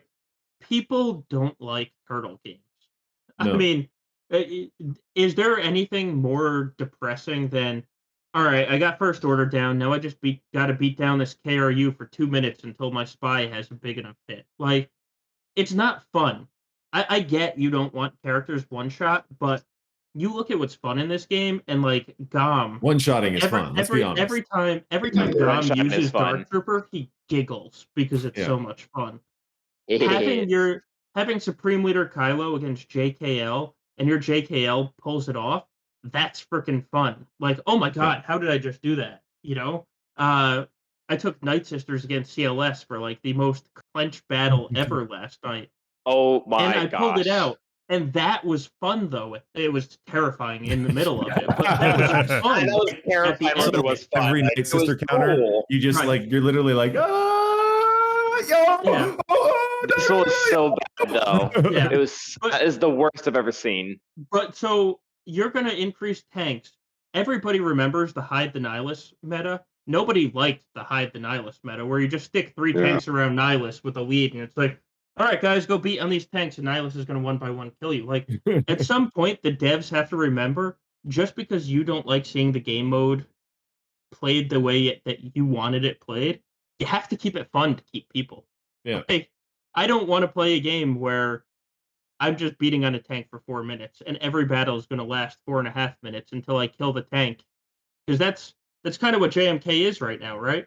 Well, Before CAT, Oh, maybe you that's take why. out Yeah. you take out Kenobi, and then the team crumbles, but it takes you Yeah. 3.5 minutes to take out GK. Well, Right. so it's kind of funny because it's like that stupid Basila JML team. People leave it in Yes. the arena not because it's Yeah. not beatable. A lot of stuff beats it. Hell, Slacker beats it. But you know who doesn't want to fight it? Everyone. Why? Because it takes 4.5 minutes to do it. Right. And, Yeah. and I go out it of doesn't my really way to matter not what touch you it. use. It's like we're Hate that talking team. minutes of your life you're never getting back in the most Right. stupid battle ever. And God forbid you time out, which does happen. And you're just like, Yeah. like, I just needed 30 more seconds. Okay, maybe that is why number one, they gave us a Galactic Legend with irresistible and uncleansable healing immunity. Yes. Yeah. And they gave us a character on said meta team that also has an insta kill. Maybe whatever's coming in the next Galactic Legends, because ultimately, everything they did here, it wasn't necessarily to screw everything up that we already had. It was to future proof it. Yeah, Like they it's to obviously set the have table. issues. Yeah, they're future proofing for other things that are going to come out in the future. And what I'm guessing is the next one that we're going to get, or Galactic Legend, is going to highly value this defensive mechanism, and JMK is not going to care, but everything else is. So I got a question for you guys. Basically, are we going to be seeing Vader and JMK countering each other, or are we back to true metas? I think we're back Still to true metas. counter. I think we're back to true metas. That's me personally. But So Yeah, that's my true fear, because like I'm at a point where I'm like I could go for either the new GLs. I mean, obviously I'll get JMK faster because I already know I'm halfway there, but it's like, am I gonna get JMK and then like a month later when Vader is like unveiled or you know is in the arena and stuff and gets his maul, you know, and then I can't beat it again? Am I back to that stage? Or you know, because I can tell you this, I think a they'll lot of counter each players other. aren't going to be around for that. They're not going to stay. I mean, they're not going to grind for, you know, 3 to 6 months on a Galactic Legend and then have it be completely invalidated the second they get it. You know, If you I think remember it's- the old true metas, there was the meta team you're not dropping on defense. Then there was the last meta that still was able to pull stuff off. Just With you were going Thrawn. to drop. yeah. with Thrawn. Ron. With Thrawn. But Well, it's not even necessarily Thrawn because I remember back in the day, like when JKR took over, then they gave us the marquee of Fallen Basila, and if you put Fallen Basila even at like 3 stars, as long as I think she had to have with Zeta. Treya, yeah. Yeah, with Yeah, the Treya team, you could beat. It was not the thing. Didn't when you I guess still use Thrawn though? probably. But my Probably. point is that it didn't like so that That upset a lot of people. they want that kind of win percentage, right? Like they want you to go into the battle, lose it, and be like, God dang it, and then like go into the battle and then you win it again. You know, like they want that a little bit of give and take against the true meta. That's what I mean by it. Like you could still beat it. But yeah, I'll I think tell it'll you be what, similar to I think SLKR. that's just me. Yeah. But I'm Yeah. just Agreed with Calvin. Yeah, it's going to be Like it they'll looks both like- beat each other, but one will hold better. Yeah, Yeah, I can say I can say one thing, man. I used to run JKR against DR, and then I shifted into Padme versus DR, and it was like one of those ones where that was hard living. That was fucking hard living. Yes. I got DR after I got gas. Like that's how far behind on the Sith Empire was, and there was like I was as good as somebody can be with Padme versus DR, and I'd still lose like 1 or 2 a day, and I'd have to do 10 battles, right? So I was killing, you know, Relic, Malik, whatever, 8, 9 times a day, and it took me 2 hours and change to climb from like 70 or whatever to 1 every day, and I'm not up for that again, man. I think that's if I had to guess, that's probably what they want. Again, just kind of going off what they said, going off. We haven't seen one of those posts in a really long time when they're like, "Hey, we're going to look into an issue of targeting because of you know the AI." right? Well, Like we haven't This one seen. makes sense though. Like no person in their right mind would continue to kill zombie when there are other targets. Like this one, But- I'm not for all tinkering with the AI, but this one's dumb. This one's Okay. really dumb. No, no, But no. every team is like that. I was gonna Every say, team is, yeah. go take your Night Sisters against some bugs and tell me who Yeah, they exactly. target. Like the Or bugs. no are Grievous, just- but that shouldn't be how it is. It's Spirit. That's the thing. target It's- Spirit. It should be how it is because that's how counters work. They take Right, you- advantage of a bad AI and they Yeah. allow you to have a win chance. You Yeah. can't What if have every an team did that? uncounter- For you me, can't I have Every an team think is uncounter- the worst complete bullshit. possible option. That's not a game I want to play. Like It doesn't. That's the game you've been playing, though. As somebody that has no, climbed not for the every past, single guy does the worst possible option. Yeah, A that's lot of sort them of do. that's A how lot. these it's how these counters work. It's like Yeah. Some of them, not all of them. To me, okay, the issue I is think- so Night Sisters against anything is all about Okay, the yeah, idea exactly, that a zombie, you focus yes. on anybody but Daka, and when you focus on anybody but Daka, you give Night Sisters a chance to beat you, and Yeah. that's the way they work against Jedi Revan, Grievous, CLS. Every team that you can take them against, they all work on the idea that you're going to target the wrong character, and if you target the right character, they lose. the That's issue it. to me I think happens it's- when So the fact that JMK with Cat can't deal with Night Sisters is complete bullshit. Let's be honest. It's bullshit. It should work that way because that's how every team ever against Night Sisters works. to me So why the issue change it for this happens one when turn? CG hard codes Because it's the something. meta. yeah. Exactly. But the I thing think is, Commander Ahsoka Sano is an important enough character that she should have some hard coding, just like Jedi Knight Revan does, like Darth and Freya so- does. Wait. Everybody wants a good defense AI until you have to do the mirror, Until you have to and kill it. and you have the slower team. Yeah. Like everybody wants the amazing team on defense until Exactly. you have to kill said amazing team. The See- day they put smart AI in here is the day nobody climbs. I don't need the smartest No thing. I one's just really don't want them to climbing. pick the Everybody worst quits. possible option. Yeah, the 'Cause best. no one likes losing. No one likes like spending crystals to lose. And here's the thing. Here's the thing. I get what you're saying. It's the meta. It should be amazing. Well, it's not. The AI is not built that way. That's just not how it is. And so it's like It one of can those be. things. They've done this before. But here, you're still not getting what I'm saying. So here comes the thing. You've set your JMK cat on defense. Your opponent has set JMK cat on defense.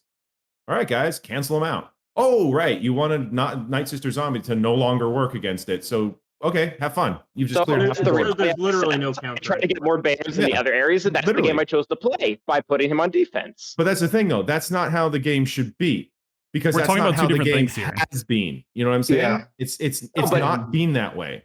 We're talking about two When different Jedi things Knight here. Revan goes against Trey, does he 100% always hit Trey because it's the best option? It's I because think- he's hard coded to do so, just like Yes. Fives is hard coded to be a target by Slacker. But here's the thing. That's not like okay, so the meta before was Treya, right? And Jedi Revan basically needs to hold against the previous meta at some various thing. That's why it's coded that way. They're not like, you know what? We're gonna do it this way. It's because Yes. it has to be, right? The old meta is not Night Sisters. It's not. That's why it's It's not like hard way coded worse. against. It's like 4 years ago marquee character.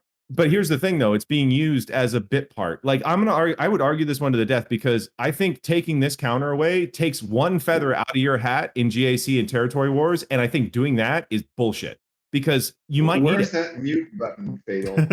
Solo had So- earlier. Look, we're talking Let's about two different move things on in here. our, Yeah. There is the That's AI fine. Yeah, being I bad. completely respect you and your opinion, but I disagree. Like Yeah. that's fine. Like I see where you're coming from.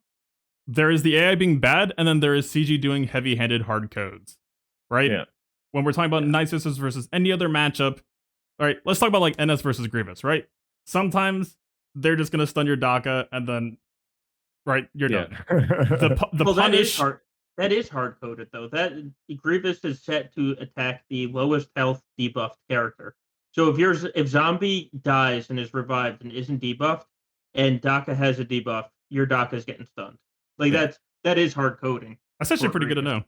Grievous. Yeah. Right, but along those lines, every time CG has done something to try to make a defense team harder, it has almost always backfired and blown up in their faces.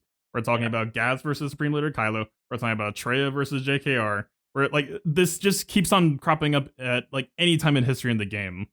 I 100% agree that I don't think a smart defense AI is ever a good idea for the exact same reason that I don't think live multiplayer in this game is ever a good idea. Yeah, no. Are you really gonna sit here and tell me that you want to fight against a defense team CLS that's like perfectly juggling you, and you just like go Right. grab a drink or something, knowing that you're not gonna get to play the video game? No.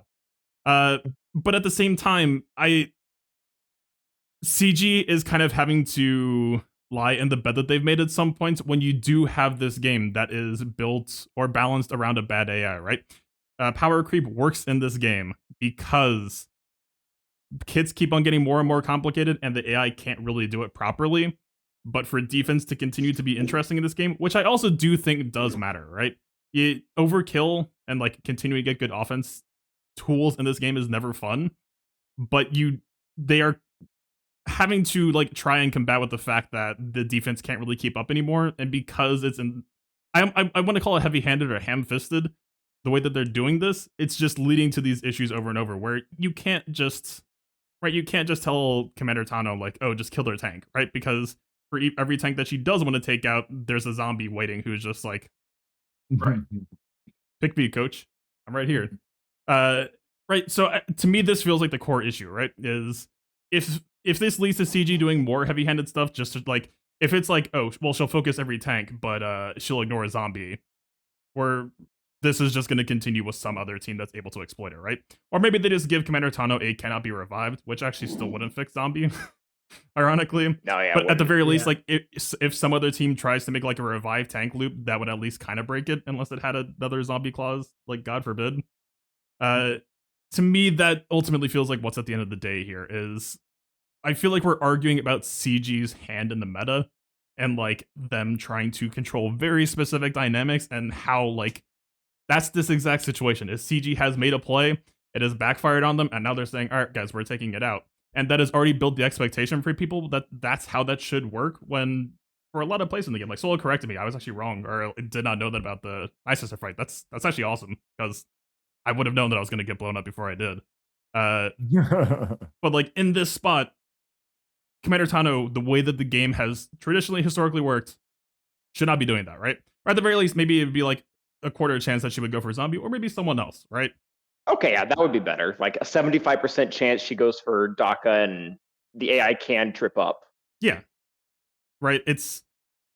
I don't love randomness in the game, but that is the default behavior of the game unless there is dictated. And the more times that it gets dictated in this ham-fisted way is when I start to dislike it, right? Well, yeah.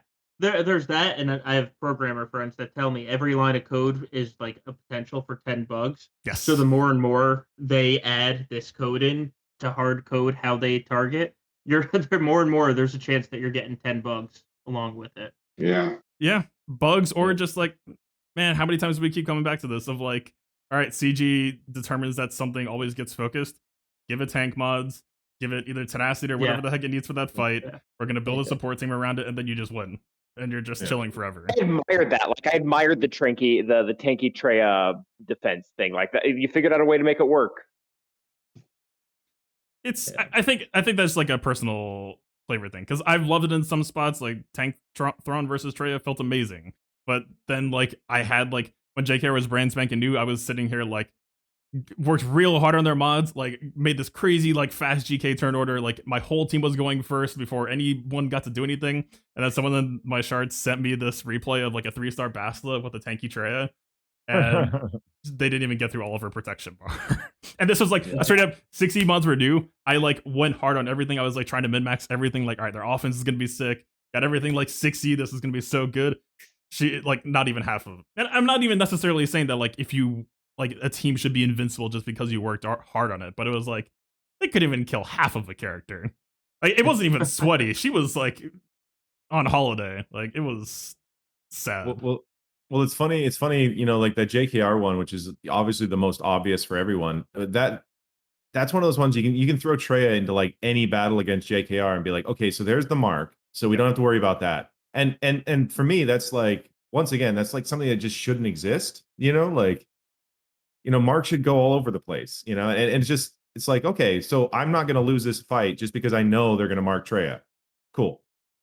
Like, like the one thing that can trip me up. Okay, it's guaranteed to go here. And it's like, if I need my Treya somewhere, okay, I'll just put Nihilus there because he's second. He will absolutely get it if Trey is not there. So there you go. All right.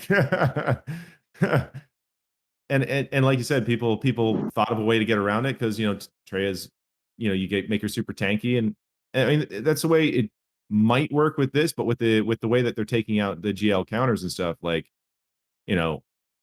I'm looking at any kind of flexibility there, is important, especially, for streaming, for TW, for GAC, like all that. It's like, and I feel like they should just go, okay, attackers either go for the kill or, go for the tank or something, like, they'll have like standard modes and like, this is how they're going to play. We're going to code with that in mind and just go from there. Because when they start doing the like, well, this character's going to do this and this character's going to do this and this character's going to do this. Number one, it's more stuff for us to remember, which, let's be honest, we probably will. But like, once it gets uncovered, we're like, okay, we got that, and moving along. Yeah. It's going to be an interesting next few months, that's for sure. I mean, ultimately, like, we're all just kind of in this holding pattern, wait and see. Like, yeah, we can speculate all we want, but like, I'm sitting here, I think like Jedi Luke still has a shot at SLK. I think Vader still has a shot at Rey. It's gonna be harder, but for sure we're gonna have to wait and see. Yeah, the Vader versus Rey thing, I'm excited to try, but talking about building up tanky people, like, you're gonna eat an ultimate every time in that. Without Thrawn, I mean, no getting that probably back on GBA. GBA. The bigger hit is having no fracture. Yeah. That's what makes it so, like, why I think it won't work is just the fact that you're probably going to get 2 ults when you really think about it. Her specials really ruin everything. Yeah. We'll see. I mean, to me, at the very least, like, this feels like the kind of the most interesting times in the game. Is like, things have potential to shake up. Like, it's entirely possible that 2 months from now things aren't going to land in a good spot, and I think I'll probably have a stronger opinion then. But like, I hate to be a wait and see guy, but it's like, I don't know, man. Like, let's try to work on ideas getting ready, and then day one, like, plenty of people in here, all the people in here are very good theory crafters. Like, we'll see what happens. Like, I'm sure someone in here will be one of the first, and best of luck to all of you, and we're gonna be ramming our faces into Rey for a while now, I think. Well, the question is, who streams first on this panel? I think Fatal. Fatal, that's you. Yeah, Fatal's the first stream. Yeah, but like, who's gonna be the first to find it though? Because it sure as heck isn't gonna be me. I'm gonna be like patiently just like, we got to like 60% of that fight, and it felt okay, and like, yeah, I don't know.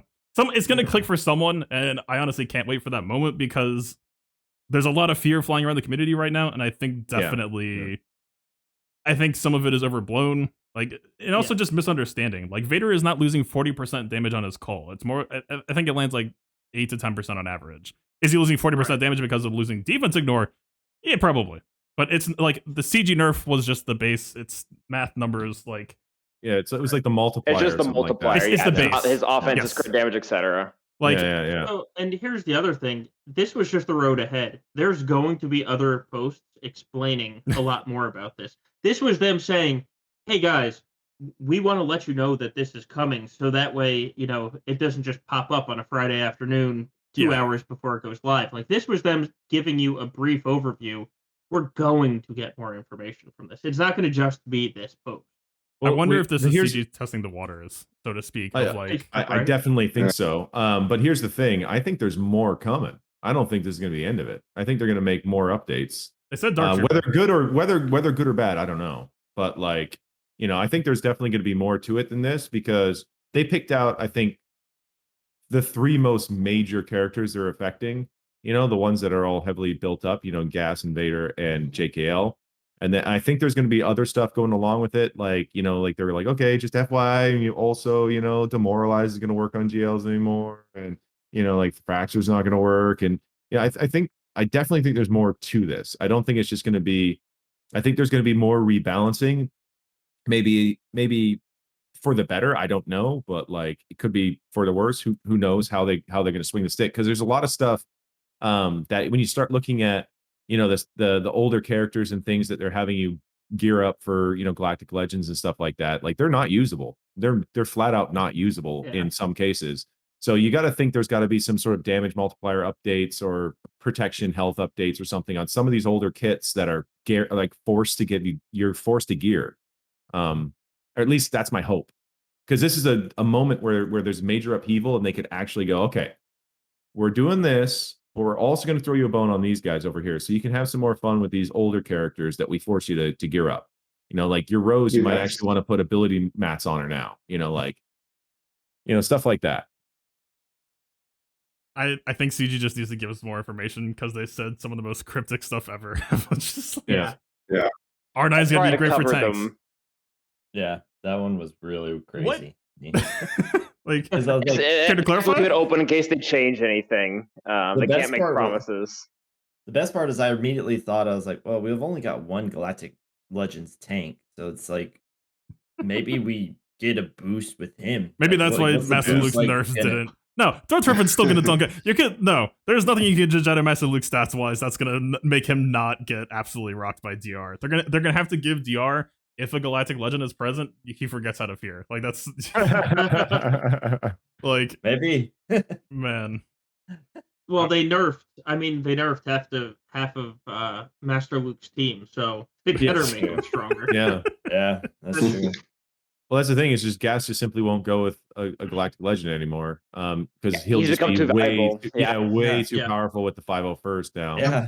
Get your cams. Mm-hmm. Yeah. Same thing with freaking like I was this season I've been running Shock T with the clones just because I like to have the flexibility of Gas somewhere.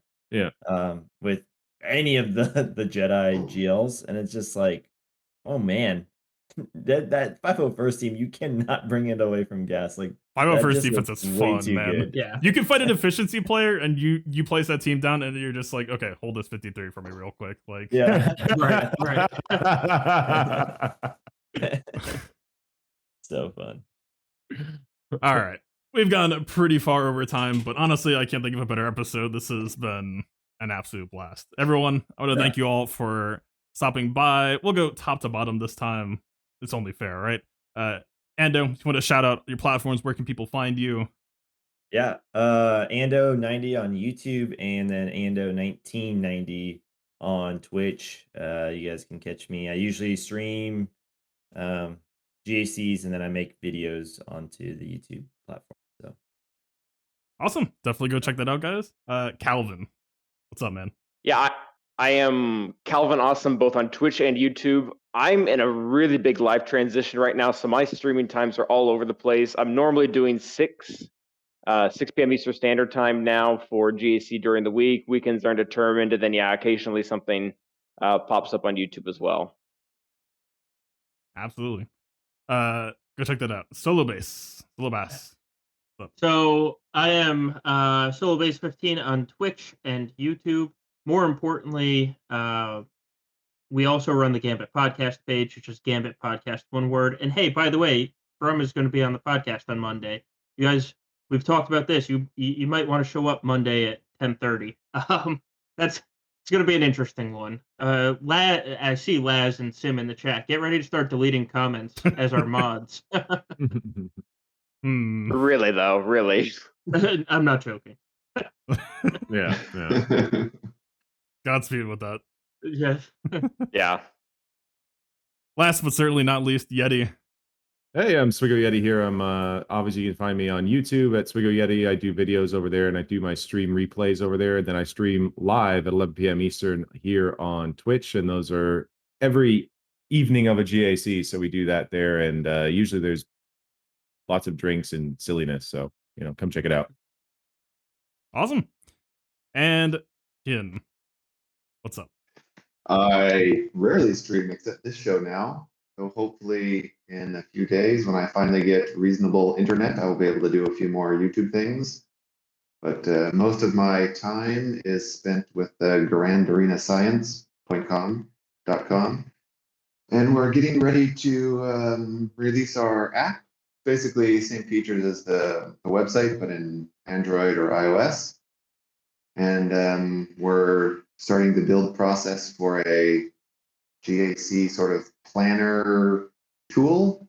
We don't have a name for it yet, where essentially it's all of the data in swgh.gg in terms of win rates and percentages and stuff like that, but presented in a much easier form with a little UI to set your teams, plan your defense, plan it ahead of time, take a snapshot of your roster and play with it and stuff like that.